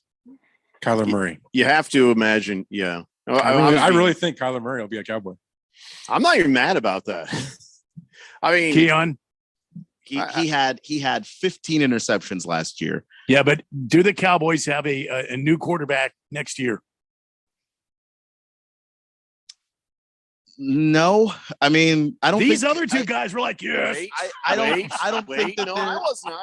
Here's the thing. I don't think they're bad enough to go draft a guy. You guys how are they gonna- forgetting Kyler how Murray. long Jerry Jones sticks with people, and also because if he does do something that makes him look wrong, so he always seems to lag behind. He did that with coaches, and he's done Sure. that with players. So he may not unload Dak Prescott next year. How many playoffs, how many late season games did Tony Romo cost the Dallas Cowboys?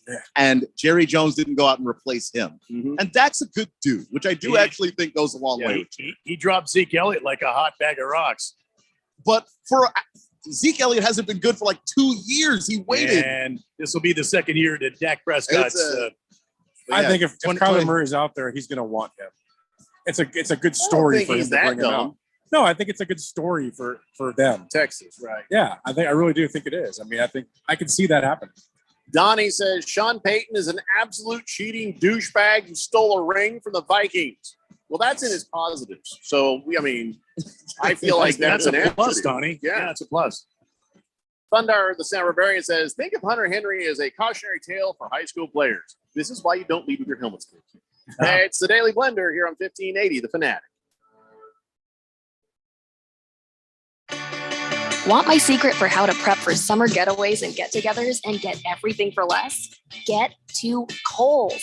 I just shopped their friends and family sale and saved an extra 20% on sunny day essentials like tees and tanks for my family for $9.99, a cute pair of shorts for me, and everything we needed to set up our patio. So get to Kohl's and save on cool finds for hot days. You'll thank me later. Select styles, 20% offer ends July 30th. Some exclusions apply. See store or Kohl's.com for details.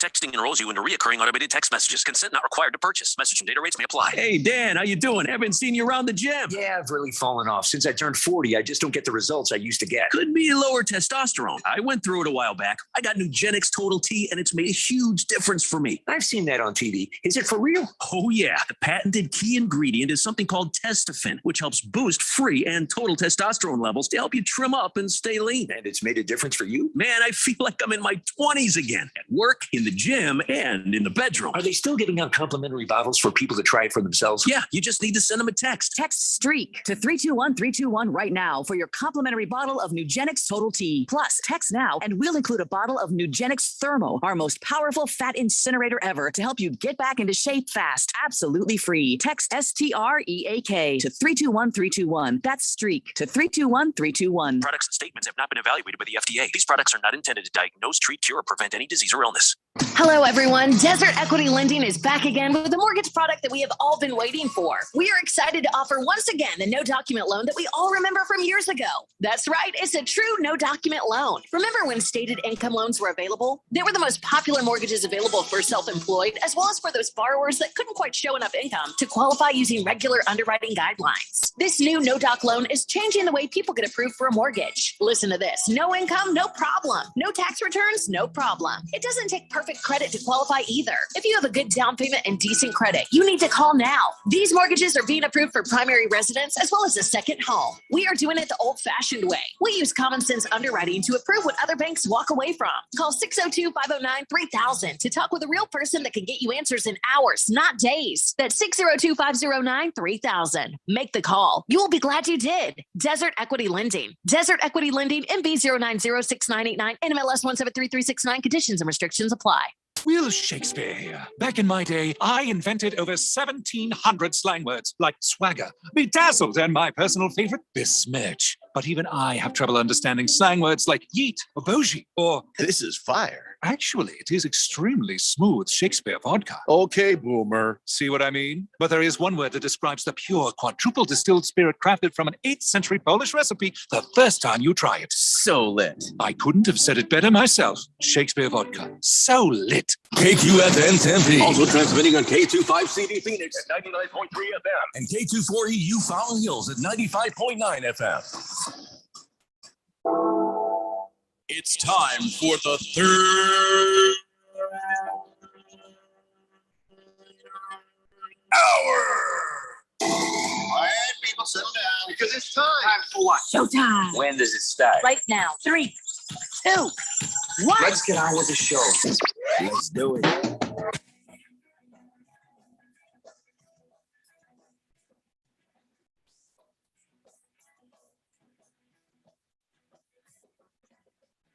All right, everybody, it's 5 o'clock here on the Daily Blender. I'm your good friend, your radio pal, Jeffrey O'Brien, alongside Randy White.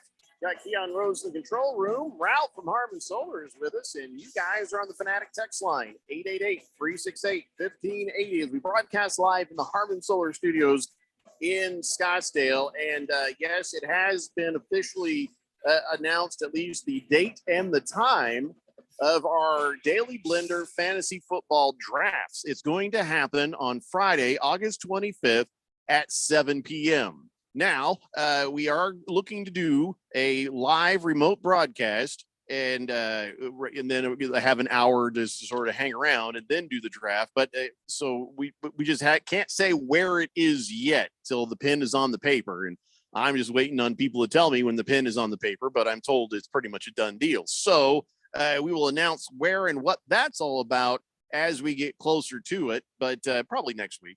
But in the meantime, if you haven't played fantasy football with us before, well, you should send us an email and say, hey, I want to play fantasy football. And we can get you into one of the many Daily Blender fantasy football leagues. Now, this year, I have no doubt we're probably going to start a 14th league because we haven't had a whole lot of turnover. A lot of people who are in the Daily Blender leagues have been hanging in there saying, oh, yeah, this is fun, because it is fun. So it looks like we're going to have to start up League 14. So no matter what happens, there's room here for everybody. But you got to let me know if you want to play. Don't wait, because, I don't want to be screwing around with this thing day before everything happens. But Randy, go ahead and play the clip so I can breathe. Oh, yeah, absolutely. Blender at 1580thefanatic.com for fantasy football. Blender at 1580thefanatic.com for fantasy football. So there you go. You just send an email. I'll get you into a place. And also remember, you might be on the waiting list for a minute before I start sorting out who goes where and what, because I got like maybe 1 or 2 openings in already established leagues. And then if you aren't put in there, you'll be put on a waiting list as we get together another 10 people for that next league. Simple as that. 888-368-1580. Big George says, Jeffrey, I hope that the fantasy football draft party is somewhere in Southern California. Why would we do that, George? George, is not going to be somewhere in Southern California. You're one of the few people we even care about in Southern California. So it's going to be somewhere centrally located here in the metro area of Phoenix, Arizona. So, just sorry, George. Make a drive, man. Make a drive. That's all you got to do. All right. So I wanted, before we get back into the football, I'm just so damn tired of you remember the gold dress, the blue dress, remember that? Or the gold shoe, the blue shoe, the whatever, the color Laurel, things. Laurel and Yanny. Yeah, Laurel and Yanny. Yeah. Well, now there's a new one, and I think this one should be easily fixed and quickly. And I'm a little angered that we even have to discuss it. But iced tea or iced tea? Is it iced tea or iced with a D-T? Iced. I agree with Randy. Yeah, grammatically correct. I think it's iced tea and not iced tea. I guess there was a poll. 10,000 people were polled. Somebody has money to poll 10,000 people on iced or iced tea. And 49% people say it's iced with a D. 20% said it was iced. 27% say, both are cool, whatever. And and it can it just it's correct English to say iced because if it's iced tea, then it's tea in the form of an ice cube. But if it's iced with a D, that means there's ice in the tea. Yeah. And according to grammar websites, they say neither are wrong, but I say they're wrong. No, they're and, wrong. I don't the care about original better or term was iced with a D. It's So there. iced tea. Yeah, iced tea's a iced wrapper. tea. Yeah. So, but then again, are we supposed to call it iced cream? No, it's ice cream. No, it's no, because it's ice cream. It's not cream with ice in it. Actually, when they first made it in the beginning, they did call it iced cream. That's inaccurate, though. Well, it's not inaccurate. There's no ice with cream in it. The cream has been frozen, and they keep it moving, which is why Right. Yeah, you're the able cream to eat is it. in It a, doesn't you just You could call become it frozen cream. Yeah. Okay, I'm good.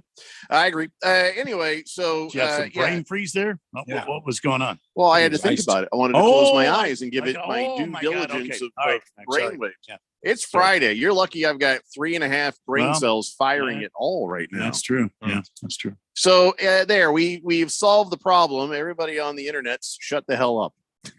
Who do we tell that this whole thing is done and over now? I think we've done it. Okay. We're on the YouTube. Yeah, that ought That's- to do it. We're on the That's internet. on the internets. Yeah. Mhm. Jesus. Oh, and then there were a couple of crimes, and I think it's it's a sad state of affairs when you realize which one of these crimes is going to be prosecuted more, and it makes me sad. Hey, Randy, have you ever thrown a frozen banana? I can't think of a time when I've thrown a frozen banana now. Have you ever had one? Yeah, it's a healthy summer snack. Oh yeah. I've had when you add a little chocolate covering on there, Sure. frozen chocolate covered banana. Yeah. But have you ever thrown one, like No, zinged one no, across I the room? No, I can't think of. You think that's dangerous? You think a frozen banana is dangerous? I think it absolutely could be. Yeah. Cops in eastern Pennsylvania, they're trying to track down a person who's been throwing frozen bananas at passing cars. Oh, geez. What's up? If you're driving along, you hit your car, boom. I don't think it's doing any damage. I could. But, Well, Depends if on how it's fast the car's frozen, hell going. yeah, it could. I Yeah, guess if your break a window's window. down, you can catch one in the eye. Crack your window. Explaining Yeah. that to your insurance company. Could dent your fenders? Sure. So I guess 5 different drivers have been plunked by frozen bananas. One person's dash cam got it on video. That was fun. And the banana was thrown from the window of a pickup truck coming from the other way. So somebody's driving down the road, goes and just throws a frozen banana out their window into oncoming traffic. And so here's the thing. If you're driving 50 miles an hour this way, and they're driving 50 miles an hour that way, and here comes the banana, that's 100 miles an hour. Yes. Yeah, it is. That's 100 miles an hour right there. You got a So- 100 mile an hour frozen banana coming in. Now we're talking deadly banana. Yeah. Time to get the police involved. I think that's more dangerous than this other one. And All right. so this guy, he's just trying to do something nice. He gets on his riding mower. Yeah, sure. Sure, it's 1 a.m. Sure, it's 1 a.m. But this guy gets on his riding mower. This is in Queensland, Australia. So, the go-to position for our Australian friends is drunk. But Yeah. so he's Yeah. driving his riding mower through town, 1:00 in the morning. Yeah. And a cop pulls him over and is like, "Hey, what you doing?" He's like, "If I drive the old girl here over and mow my daughter's lawn." He's like, "It's 1 a.m. It's probably not the best time for this." And he's like, "Hey, you mind blowing into this breathalyzer thingy here?" And he did. And he clocked him at 0.19, which Oh, is boy. more than Oh, boy. twice the legal limit here.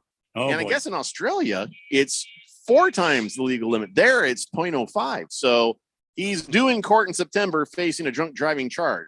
Now, which one do you think was more of a danger to anybody's life?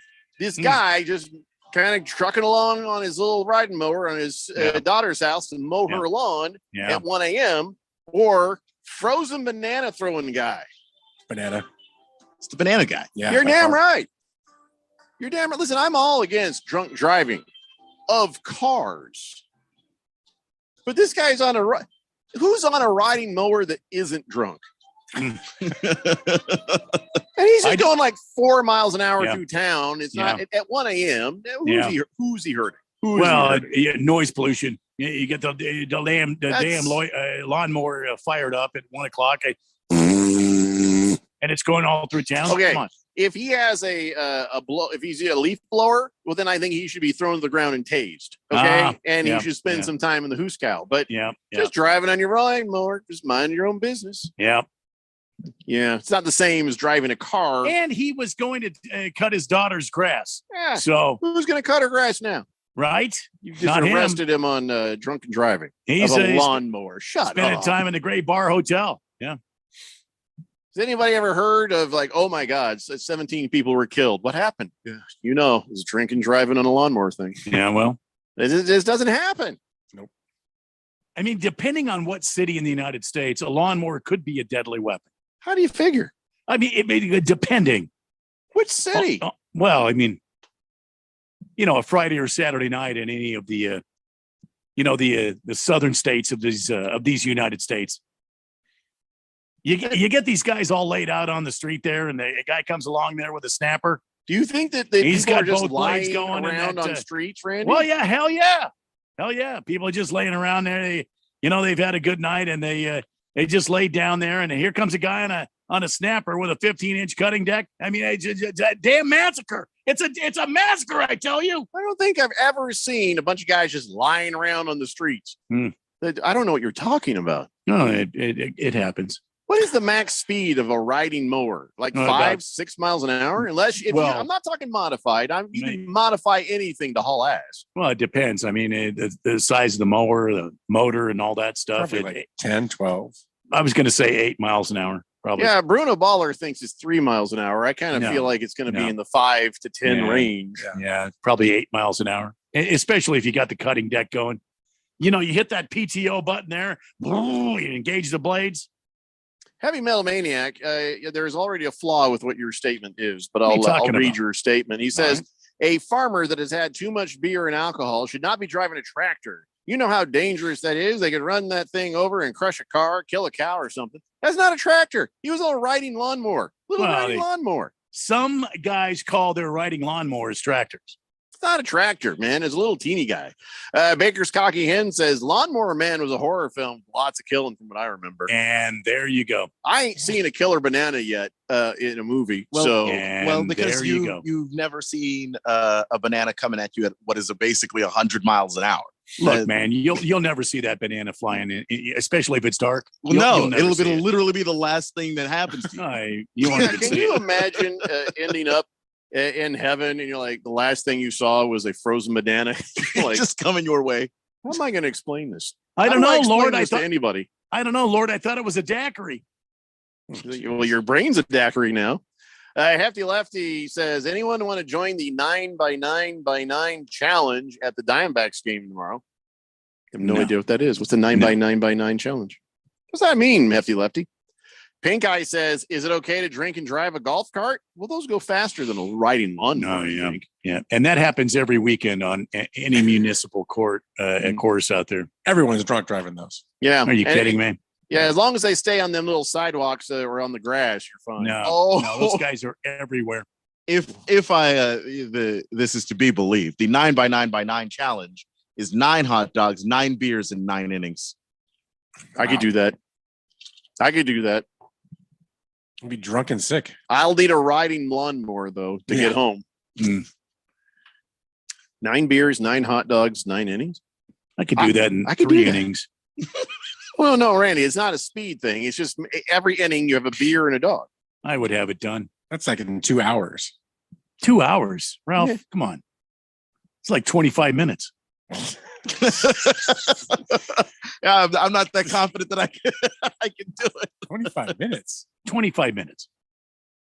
Then you have the rest of the game to recover. It's a good point. Get it out of the way. And then you sober up by time it's time to go home. I say take the time, because if you go too fast, take the time. You're gonna use the stadium toilet. Like, you're gonna have to. What do you mean? You're not making it home. If you finish 9 hot dogs and 9 just get a beers ride. in 25 minutes, Yeah. you are using the stadium bathroom. Which I I'm don't not see the problem here. What do you mean use it? You mean Okay, tinkle? I was trying to be polite. Drop a big You were going to dookie? blow that thing to hell and back. What are you talking about? There's no way. You're gonna poofy that out, are you? Like that you're boy. What are you gonna do? Poofy. Yeah, poofy. Kind of like floofly. It's not the same. As You are going to turn a bathroom into Chernobyl. That's what's going to happen. What are you talking Sounds like someone else's problem, to be honest. Yeah. I mean, not my yeah, issue, unless man. you're Joey Chestnut. I mean, I don't see that working for you. 9 Dude, I hot could- dogs is easy. It's the I mean, he did beers that 70 in blow 10 me minutes, up. right? I could do 9 hot dogs in 3 innings. Easy. I guess if you look at it that way, he did 70 in 10 minutes. So I guess 9 Mhm. in 2 hours. Soaked in beer. Easy. And he drank the way he was doing them. So And then you have 1 beer with each inning. That's 3 right there. Ooh, here's something that might slow you down, Randy. Moist one, good catch. He says, "Yeah, but the challenge will also cost like $300 at the That's ballpark." true. Look, I wasn't going to buy my own beer and hot dog. I thought this was a competition. Well, Hefty Lefty was spotting us the Right? 9 beers and 9 I thought hot this dogs. was some sort of sponsored event. I'm with the radio station. I don't pay for anything. could you do Oh, 9? Could you do 9 there's a- Dodger dogs? Well, There's a rule. There's a rule. Hefty Lefty says you can't do multiple per inning. 1 beer, 1 hot dog each inning. No, Totally do that. Makes it easier, doesn't it? Oh yeah. I mean, look, because I weak don't have ass. $300 to do this. I would be interested in trying to do it at home. He says a pitcher's duel is not your friend in this case. Yeah. where they're just mowing through the lineup. Yeah. Oh crap. I kind of want to try this, Randy. I think we should. I think we will. Just do it. Just make your own hot dogs at home and then use your own beer. We'll do the discount version. Sundar, the Santa Barbarian, says you're standing at the pearly gates talking to the guy next in line. He's like, "Hey, how'd you get here? Heart attack? You? Frozen banana at 100 miles an hour." Look, I don't care if I'm getting into heaven at that point. I am lying. No, the guy in front of you is gonna be like, "Dude, that is the most interesting story you're gonna have." But it happened in like 2 seconds. You don't have a story. I was A driving to work. frozen banana. Think about it for a second. Frozen banana. I was Hey. driving to work, and this really cold thing is the last thing I felt. That's not a story. See, like the ultimate brain freeze right there. Better than a heart attack, don't you think? Well, I'd rather die by frozen banana than an agonizing heart attack. That's true. I mean, in terms of how it feels, yeah. How did he die? done. Frozen banana. Wow. Just I'm all good. just gonna be as vague as I can possibly be. Closed casket at this point got- because nobody wants to see a banana sticking out of your eyeyall. Got No. hit in the face. That's how I got here. But I'm Yep. thinking at 100 miles an hour and it's frozen, it goes right through you. It's got to make this noise. Foom. You know, I hope it does All make right. that noise. All Foom. right. Just foom, right in the back of your skull, right there, all mushed up with your brain matter. I kind of like it, if there is a firing squad, I want them to shoot a frozen banana at me. If it comes to that, that's my final wishes, Randy. I want a frozen banana fired wait. at me. Now wait. Now wait just What? a minute. You wanted me to have your body cremated, loaded into a firework, and This shot. is different. This is different. This is if I am getting executed. Oh.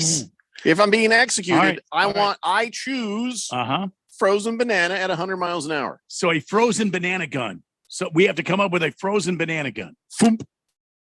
Be the last thing I hear. A big old All right. smile on my face. Cut off the ends. All right. All right. I'll make it happen. Randy's chuckle says frozen banana would probably seal up your prison wallet. Well, I didn't say shoot the frozen banana there. Screaming Eagle says, I just tuned in. He's a doctor. He says frozen banana and brains. What? Mm-hmm. Yeah, you're gonna have to rewind there, buddy. We're just talking about well, it's too much to explain at this point. You'll have to go back. Yeah. Listen to the podcast. Bruno Baller says, I remember growing up in the frozen novelty section of those chocolate covered bananas on the stick things there. Yeah. I'm not See? saying you can't find them. Ralph, did you have them on a stick? The frozen Yeah, bananas, the because chocolate covered? Yeah. If you'd go to Disneyland, they had them on the stick and they'd have nuts on them on the chocolate stuff. Remember? Mm-hmm. Pink Eye says, is it okay to drink and drive on the golf cart? No. How about 9 bratwursts? No. Dude, you'd be legendary. Those are way bigger than hot dogs. I don't know, though. That'll kill you. I don't know though. That would kill you.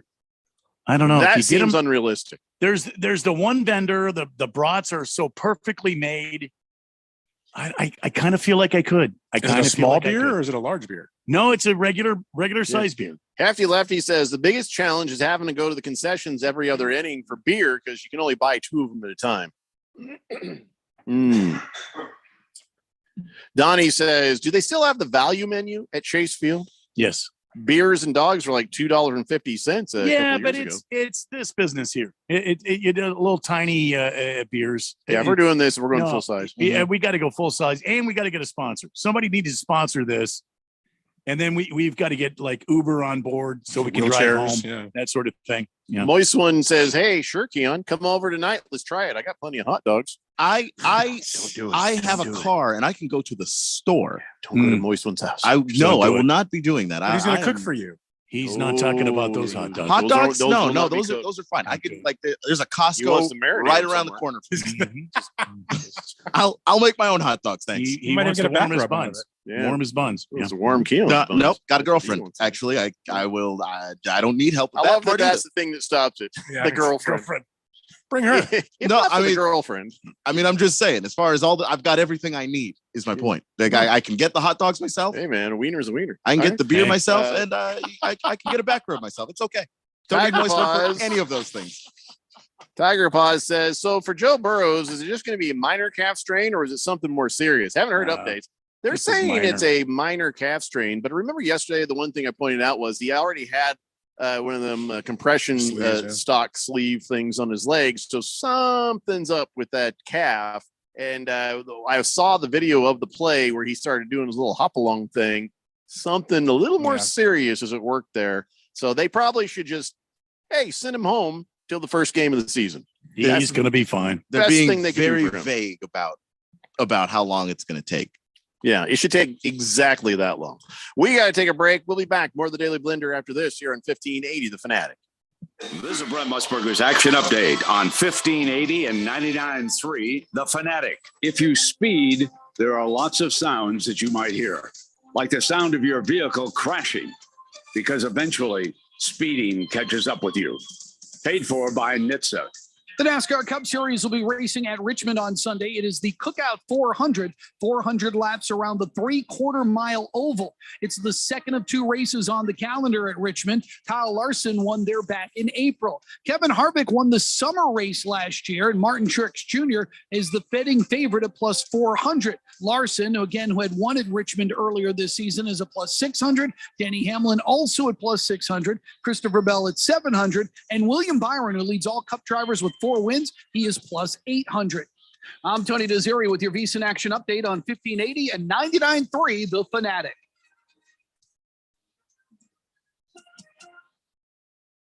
When I can't sleep, my mind just races. I think about work, the kids, but I don't think about taking melatonin because I'm afraid I'll feel groggy in the morning.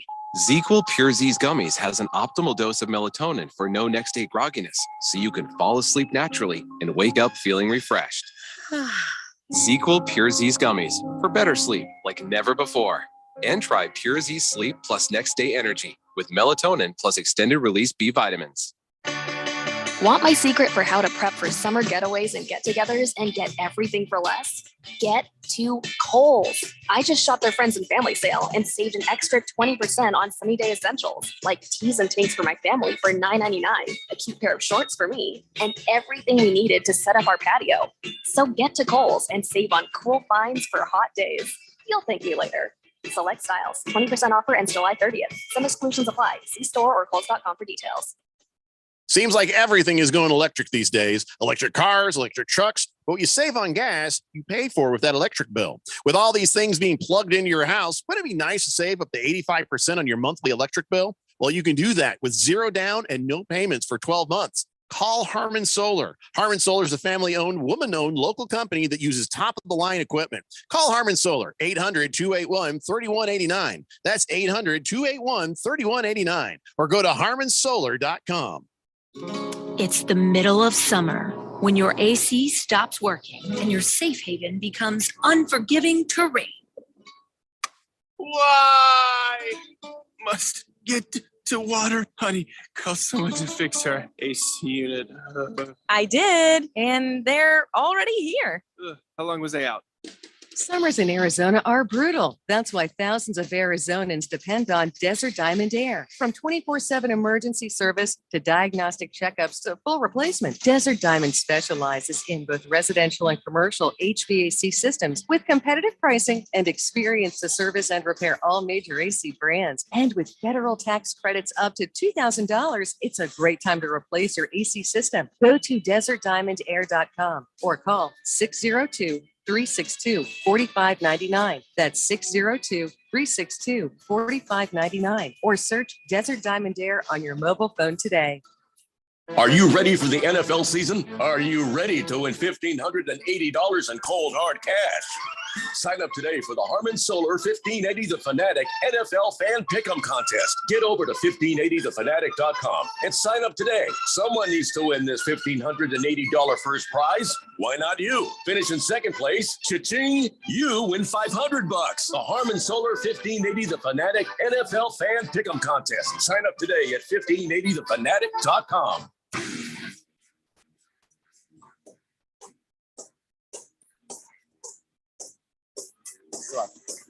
I'm just saying, Randy, if you can't get out of the way of a very slow-moving riding mower, maybe your DNA was not needed on this point. Well, I mean, if you're in Alabama, though. Well, even less DNA needed after that. So. Well, we're on. It's the Daily Blender here on 1580 The Fanatic. And remember, eventually, every frozen banana catches up with you, according to Brent Musburger. I don't think so, Jeff. What is going on with those commercials on that update, man? All right, let me get caught up on the text line here. Cardinal Art says Ice-T is a rapper who plays a hell of a role on Law and Order. SUV. Iced tea is a nice, refreshing drink. Pour me a bourbon sweet tea cocktail, please, Randy. A bourbon sweet tea. Well, you'll get the bourbon, but we don't do mixed drinks here. Sweet tea. And Heavy Metal Maniac says, yeah, a riding mower could kill somebody. Yeah, somebody very slow. Baker's Cocky Hymn says, Mario Kart taught me regular bananas do cause a wipeout. So I guess a frozen one might total the car. That'd totally total your brain coming at 100 miles an hour. The Jet says, Jeffrey, if you die from a frozen banana, guess where it went? Through my head? I don't know. They're pointy, so if they're frozen, they can be used as a bullet. Eye socket entry.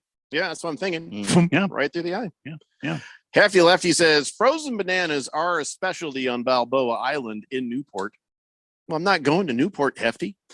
Silly Wabbit says sponsored by Pepto Bismol. What?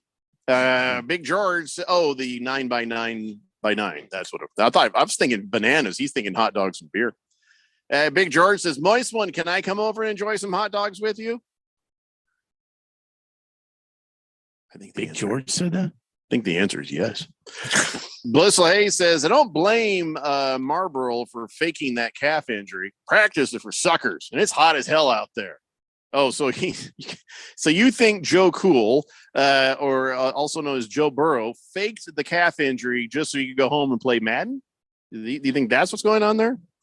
Mr. Pink Eye says, how about this instead? 9x9x9, 9 innings, 9 beers, 9 churros. Easier. That's diabetes and alcoholism all at once. Yeah, it's easier. Booger Wolf says, I bet if the crybaby microphone could speak, it would tell Jeffrey to get some Listerine. Cat breath bastard. Wow. Holy cat breath. Wow. I like that one. Booger Wolf. Nice. It's some of his best work in a while. Yeah. I'm not even mad. All right, let's get back to some football. Bill Belichick is a brilliant coach, and he knows his stuff. You have to imagine nobody knows, the dynamics of Gillette Field better than Bill Belichick. Yeah.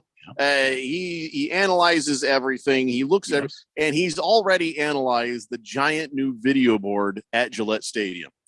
And he's like, man, and big screen, whatever it is. It's wind. Wind. All right. Blocking the wind there. And obviously the conditions have changed. It's a bigger screen. Kicker gonna kick. Wind stuff. Yeah, there's gonna be changes. He's saying, I'll translate, the giant board is going to change how the wind acts in the stadium. And he's right. It will have an effect, kind of. I mean, almost, you think it would make it better kicking that direction. Or if the wind will be coming from that direction. Or I guess if the wind is coming from the opposite direction, it will cause a swirl. I mean, this ain't nothing new that you've had to deal with in any stadium. So the wind patterns might be a little bit different, but do you think that is going to make that big a difference? I mean, he's the guy that's obsessed with details. I don't think it'll make that big of a difference. Like, I don't think that your little kicker, sock sitting here going like this, now it's going like this, and that's it. That's the only difference. So Bill's going to be obsessed with that, but like no normal person will. No normal coach will. The kicker probably isn't going to care. Mac Jones. And things. Dynamics.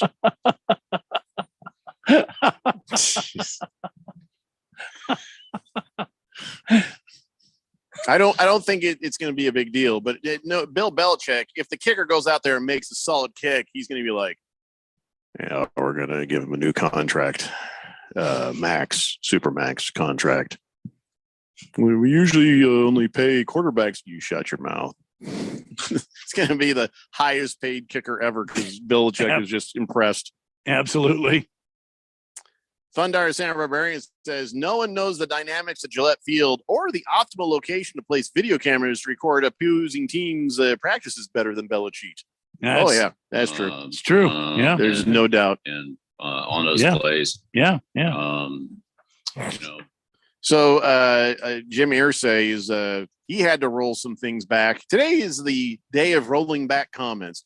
Jim Irsay came out. The whole running back thing was heating up there, and Saquon Barkley he got screwed. And Jim Irsay came out and he's like, "Hey, listen, let me tell you, everybody here, that this is some your agents are not they're not playing fair. They're not good guys." And he just kind of goes off on people. You signed a contract, and then coming at us before the contract is over. It's just somebody's giving these guys bad information. Well, Jim Irsay went old school on it. And then he had to come back today. He says, by the way, that comment was not directed at Jonathan Taylor. Sorry. I didn't mean him. Everybody but him. I didn't mean him. We love Jonathan, and we need Jonathan. But it wasn't him. But how bad is it? Can you hear the words coming out of my mouth? You sound like Max Headroom. Oh, well, then you guys talk for a minute. I'll go get that nifty thing. I'll be right back. Sure. Jonathan Taylor, I think, should rightfully be able to negotiate for a contract, even if he is already under contract, because NFL teams approach these guys all the time and essentially say, can we rework your deal? Can you save us cap space? We didn't spend wisely enough, and now we need you to take a pay cut. Can you do that? How many times have the Patriots ask Tom Brady, would you like to take a pay cut? So we can go ahead and put more talent around you. And they still failed to do it, but that's not the point. They asked him. Teams don't have any problems going to you to do that for you. So I think that there was something to walk back there for ears. So what you're saying, it's basically okay to ask for a raise. They're asking for a raise. Yeah, it's a sport where you can do that.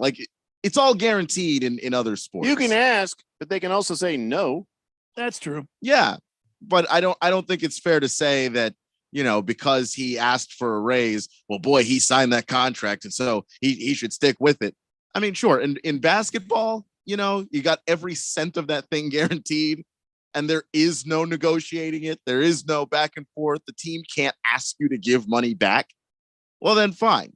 Then you're stuck with what you've got. Don't ask for a trade. Just ride out the contract you signed. But football's a little bit different because of that. Because teams can negotiate that. Yeah, you're asking for a raise, and yeah, the team can say no. I'd like to know what athlete and team would get into this sort of scenario. If the athlete goes to the team and says, "Hey, I want to raise based upon what I did last year," and then all of a sudden the athlete comes out and he goes, I'm not able to. My offensive line's not producing. I am only instead of 5 yards a carry, I'm averaging only 2.5 yards a carry." And the team comes back and says, about that raise. Are you okay with that? They already do that. Yeah, I don't. But are you okay mid-season? No, you can't. Running back here we are in training, and a running back goes, I averaged 5.6 yards a carry. I should be making this amount of money. And then when the guy comes out week 6 and he's only averaging 1.6 or 2.3 yards a carry, and they come back and say, about that raise. The thing is that to me, that seems kind of asinine to be like, well, we're going to keep track of you week to week. And then 6 weeks, you're underperforming. But then if the guy plays better for 6 weeks, he's going to go back and say, hey, can I get the money back? That is not what's happening, because they're talking about next year's contracts. They're talking about starting from the next contract, not from this season. You're going to get paid this season what you've already agreed to this season. I got to tell you, I mean, if I'm a GM we'll use Jonathan Taylor. He comes to me, he says, I did this last season. Okay, Jonathan Taylor, here's the deal. Here's what we're going to do. I'm going to go ahead and give you a raise based upon what you do this season. Incentive based. On last year's numbers. If you reach these same numbers, you're going to make this amount. But if you don't reach these numbers, I'm not going to pay you this amount. Here's what I'm going to pay. Well, that's fine. How about that? Incentive based. By the way, do I sound normal again? Yeah. Yes. Prison Wallet, you can kiss my ass. Well, no, because he just texted in saying, dude, the Fisher Price radio station, give it a rest already. Put some money into your home system. How many years have we gone where I haven't had issues? We've been going quite some time without issues. So, anyways, what were we saying? We were talking about. No, I heard everything. I'm just, where were we? Oh, all right. Well, Keon was answering the question about if it's an incentive-based contract, are you okay with it? Well, yeah. I think that's perfectly fine. And I think if you want to negotiate for a future base salary that like maybe matches the other guys in the league or whatever, like you're allowed to have that conversation, because you know what? Teams do this all the time. Hey, you have certain amounts of guaranteed money. You're not really performing up to that. I hear that. Take that back. We're going to take that back. We're going to cut you. So if it goes both ways in the NFL, let's at least look at it from the other perspective. You got a guy who's on a contract and he's playing beyond that contract. He should be doing better. Make it incentive based and say, listen, we're going to put some incentives here for you. So if you do deserve it. If you keep playing this way, sure. We'll put the incentives here. But then at the end of the contract, we'll talk about what's next going forward then for the rest of the contract. So it's a little bit of both. You're getting more money now because you're performing at a higher rate. I think every contract out there, here's your base contract. And here's some incentives. There should always be incentives, because if you do outperform, what your original contract was, you get paid. How about if you underperform? Then you should be taken out back and shot. Well, there should be decentives. Then there should be money that goes away. Well, how about that? I don't think so, because you're already saying frozen banana. You're already agreeing to what that person's base level value is. So you're saying like this is the bare minimum. But if you exceed that, we'll give you more money. But if you don't exceed that, we agree that this is what you're worth. But this is your base value. If you don't even play to your base level, you're going to get that anyway. Take money away. Now you're already going to get the base value anyways, whether you did or didn't. I just want to see guys play off their damn contracts and stop whining because the next guy next year. I mean, when's it going to end? The next quarterback that signs a contract, it's 260. For quarterbacks, for receivers. I tend to agree with that. But when it comes to running backs, and you already know the teams want to put the screws to you, True. if you have the opportunity to try and get this little bit of extra leverage before you actually go to free agency, more power to you. Running backs are screwed regardless. That's the sad thing. We all agree to that. Bruno Baller says, what's this big fight I keep hearing about? UFC or regular boxing? I don't know. What big fight? I haven't keeping track. There's no It's fight. what's his name?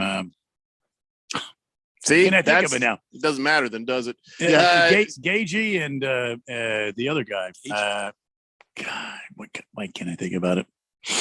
Sorry. Silly Wabbit says, does Radio Shack still honor the warranty of your equipment there at the station? This is a $5,000 piece of equipment here. And it usually works just fine. Yeah. Thundar, the Center Barbarian, thank you for that.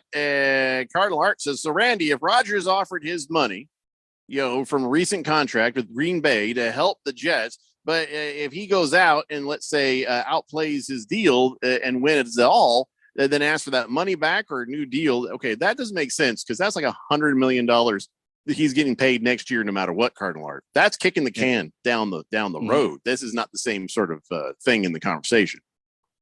Does anybody understand what I just read there? I think roughly, but I think what Keon's saying, and I think what Ralph and I are agreeing to, there should be a base salary for players, depending on your position, and we all agree on the base salary. Now, we quit coming in half through your contract and demanding a raise. You want a raise, you come in here, it should be incentive based. I think everybody's agreeing on it should be incentive based. And I think that's what we're talking about. I think so. Although Baker's Cocky Hens is going to send us to commercial break with something to think about. He says, hard to take money away when it's a team game and the coaching is what determines plays.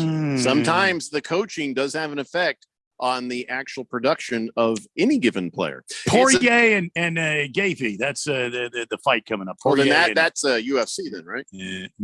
Well, it says MMA, but that's UFC, Randy. It's a Daily Blender here on 1580, The Fanatic.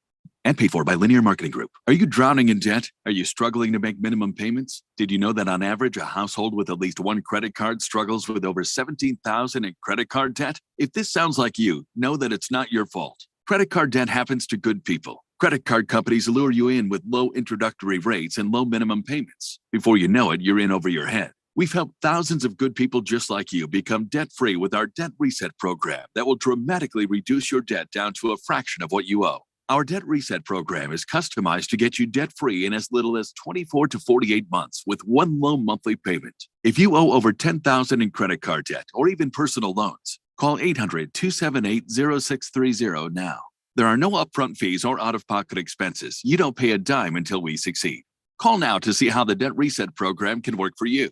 800-278-0630. That's 800-278-0630. Again, 800-278-0630. Hi, we're Comparion Insurance Agency. Right now you're thinking, Comparion, never heard of them. We know. We also know that you have no idea that Comparion Insurance agents are local and provide expert advice. So to help it stick, we're going to say local agent 4 times in the next 15 seconds. Ready? Go. Our local agents know you and your community. Our local agents offer insurance from top carriers. Our local agents have minty fresh breath. Find us at ComparionInsurance.com. Comparion Insurance Agency. Local agents, expert advice. And there's number 4. Imagine if you had a chance to change a child's life, to protect our public lands, to help our veterans, to create a healthier Arizona. When you sign up for AmeriCorps, you have the chance to make a difference. Part-time or full-time, student or senior, AmeriCorps is for everyone. Sign up at serve.az.gov. That's serve.az.gov. This message is sponsored by the Arizona Governor's Office of Youth, Faith, and Family. Greg Clark Automotive trained certified technicians located on the southwest corner of Bethany Home and 19th Avenue, servicing Valley automobiles 44 summers now, offering our summer cooling system inspection diagnosis on the belts, water pump, radiator, and hoses. Every air conditioning service includes a dye injection to find leaks. Contact us today at 602-246-2881. And online at gregclarkautomotive.com. Mention 1580 and get 10% off of labor. 1580 The Fanatic and at 1580thefanatic.com. Your home for sports.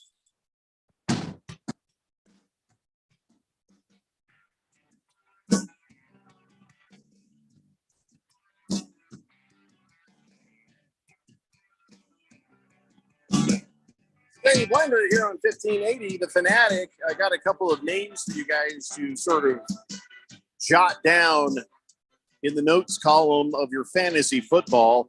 Of course, one of the places you got to be looking at is Chiefs training camp. I told you the other day about Rashee Rice, and I'll tell you, there's another guy who's on that squad who's looking really good right now. Second-round pick, Sky Moore. He's catching a lot of passes out there. He's looking pretty sharp. And I know, as Keon had put it earlier, it's nobody's really covering you. But I'll tell you what, though, Rashee Rice and Sky Moore they're looking like veterans. Rice. And I am pretty sure. Am I saying his name wrong? Is it not Rashee Rice? A horrible name. Oh, it's just Rashee Rice. It sounds like rice that gives you a rash. I mean, Rashee Rice. Well, I'm sure Rashee, maybe it's Rashee. It means something to somebody, Ralph. Yeah, I mean, somebody has got. I can't believe somebody named Ralph is giving somebody. I know, else a my hard name time. sucks. I'm not going to argue that. Wow. You ever think about going by another name, like maybe Floofy? I grew up during the Happy Days era, so you know how bad that was. Who is your Potsy? Floofy. Okay, anyway. I want to go back to the salary. You want to go back to the salary? Salary conversation. Oh, okay. Why? Were you suggesting that they create a base salary for every level position in the NFL? So, for instance, QB1, this is their base, and then do incentives later on top of that, and like for every position, you would do that in football? Oh no, not necessarily. No, I was just saying interesting. That you have. Yeah, I mean, I understand where you're coming from, but it is interesting. I think I have an interesting idea. Plus, the value of you as a player is seen in the incentives. Right, like you exactly. get more incentives than somebody who is a starting lesser block. player. Starting block the same. That's an interesting thing. I was saying for each position there should be a base salary. Quarterback makes X amount. Left tackle makes X amount. Center makes X amount. I think that's a Running really back good makes idea. X amount. Your raise is effective when you are. It's performance based. Well, the thing is, we're not talking about a raise. We're talking about the entire contract where there's Mm-hmm. a base, and then most of it is performance based. Superstars would be paid like superstars. Yeah, Superstars it would gets be rid of paid all like this garbage. superstars if They perform. Okay, but the thing is, it's not that simple. Like there are going to be guys who play better in one offensive line in that unit than another one. That you're going to look better being an offensive lineman or a running back in a system like what the Ravens used to run than if you were somewhere else. But aren't your contracts dictated by your performance, whether you've got a good offensive line or not? Your contract is based on your performance anyway. Right. Well, to a degree, but you also have a base salary that teams know, okay, this guy is better than this guy. So I'm going to offer him more money as a base than this other person over here. Why? Knowing that potentially if I put him in the right system, I could get even more in value to that. But also he's going to be more likely to agree to it because if I put him in the wrong system, he's at least getting some money. Or if he breaks his leg, he's at least getting some money. Like, no, I think that's a base salary. Right. That's what's blowing up these salaries. I mean, just if you have a base for everybody at that position, then it's performance on top of that. So if you're Lamar Jackson, you have a phenomenal year, you're making your $40 million. Does the base go up when the cap goes up? Because this seems like something. Yes, it should. Because this seems like a thing that owners are going to use to say, no, it should go up with the cap. It should go up with the cap. Isn't that what they're doing with running backs right now? No, it's not. Tell me why. That they're not. That their base isn't going up. When the cap seems goes like up. to me that they are setting a base salary for running backs in at least their own heads. The base is the $10.2 million on a franchise tag. That's kind of the base. Well, but that's what they're doing with the franchise tag. Like a franchise tag allows that to happen. Like that's like one of the worst. Franchise tagging you. Same theory. Well, they can't. They've got a limit. They've got a limit of 3. And 3 years is a long time for it. That's like saying that's a base salary for but it's the same idea. For how short their lifespan is. The bad part about this, the other side of the coin would be if you have a base and then there's all performance later, and I'm a coach and I don't like something about you, I'm not going to hand the ball off to you. I'm not going to throw the ball to you. I'm not going to let you do things that can get you those extra bumps. And the thing with the base also is you can only be offered it by one team. Like the idea that you are using the thing like the franchise tag to stop a guy from hitting the open market, because that's really what's depressing all of this, is if Saquon Barkley could get offers from all 32 teams, we're not even having a conversation right now. So he would get what the team that was willing to pay for his production would actually pay. But the Giants don't have to compete with anybody because the franchise tag allows them to basically depress his value by saying, no, we're the only team that can offer you anything, and we're offering you this crap, extension. I understand that. Yeah. What if you took a thing where it's like, all right, we'll meet you somewhere in the middle on this. Star players get the star base. And the lower level, you have tiers. Like, okay, this is a person who is he's tier 1 player, Saquon Barkley. Nyheim Hines, tier 2, tier 3. You find the base for those players, so you still get a big chunk of that. And as Bruno Baller is saying, should the base salary be guaranteed, even if the player gets injured? Yes. Absolutely. Yes. Yeah. So if you're established as a tier 1, tier 2, tier 3, how many tiers you want for whatever position groups you have? Because you're right. Maybe the base for Saquon Barkley should not be as low as the base for random guy off the street running back Bob Nelson. See, how do you create the tiers though? I don't agree with that for the simple simple I'm not idea saying that a huge difference, Rand. I'm saying there should be. But you have 3 running backs on a team. Like we were just talking about the Chiefs. Isaiah Pacheco had a really good year last year. Isaiah Pacheco's getting the same base as Jerick McKinnon, who's second string and who is clearly better than. No, maybe you can find it by running back 1, 2, or 3 chunks of money. QB1, QB2. Okay, and does that change as a player performs? Because you're Randy not going to had this idea 5 minutes ago. Keon, stop yelling at me. I'm not. No, who's yelling? I'm literally just asking the question. I don't know yet. I haven't sorted it all out. Randy had a crazy idea that I liked, and I'm trying to support him. Because to me, my thing is, we have a cap. We have a limit on how much teams can spend. Baker's guys talking should be able to make what has they a can good make. idea. He says base the tiers off Madden ratings. Obviously. Oh, jeez. Well, yeah, that's not going to work. No, and Madden doesn't always get this stuff right. In fact, there's a It's got to be a numbers formula for performance based. I mean, from previous years. If you look at numbers from previous years, that would determine a tier that you go into. If you're a rookie, you're coming into the NFL, you're running back 1, this is what you make as a base salary. Now, if you hit these incentives as you go along, you hit 1,000 yards your rookie season, you get X amount of dollars on top of this base salary. And then when it comes time after your 2 or 3 year contract or 4-year contract is up, there's no more there's no more franchise tag BS. There's none of this BS. Well, it's like 4 years is up. And now if you want Saquon Barkley to be your running back, this is his base salary. And this is what it's going to be if he does this, and this. This seems extra complicated to me just because it's like, okay, are we doing the first rounders differently from the second rounders? There's a whole bunch of stuff. Sure. But like, why not? But like, the thing is, the problem is just the franchise tag. Like, that is just the problem. If you get rid of that and guys can go on the open market and negotiate and get what they want right off the bat, like, what can you get? Then just live with that. I don't think that's the problem. I think the problem is there's way too much money being paid out to way too many people that are not performing for those dollars. It's ridiculous. And there you go. And it's killing the whole. It's killing the whole sport because you can only pay so much. The whole sport is already built on this guy that for the Chargers. Is he worth $260 million? Some people are going to say yes. Some people are going to say no.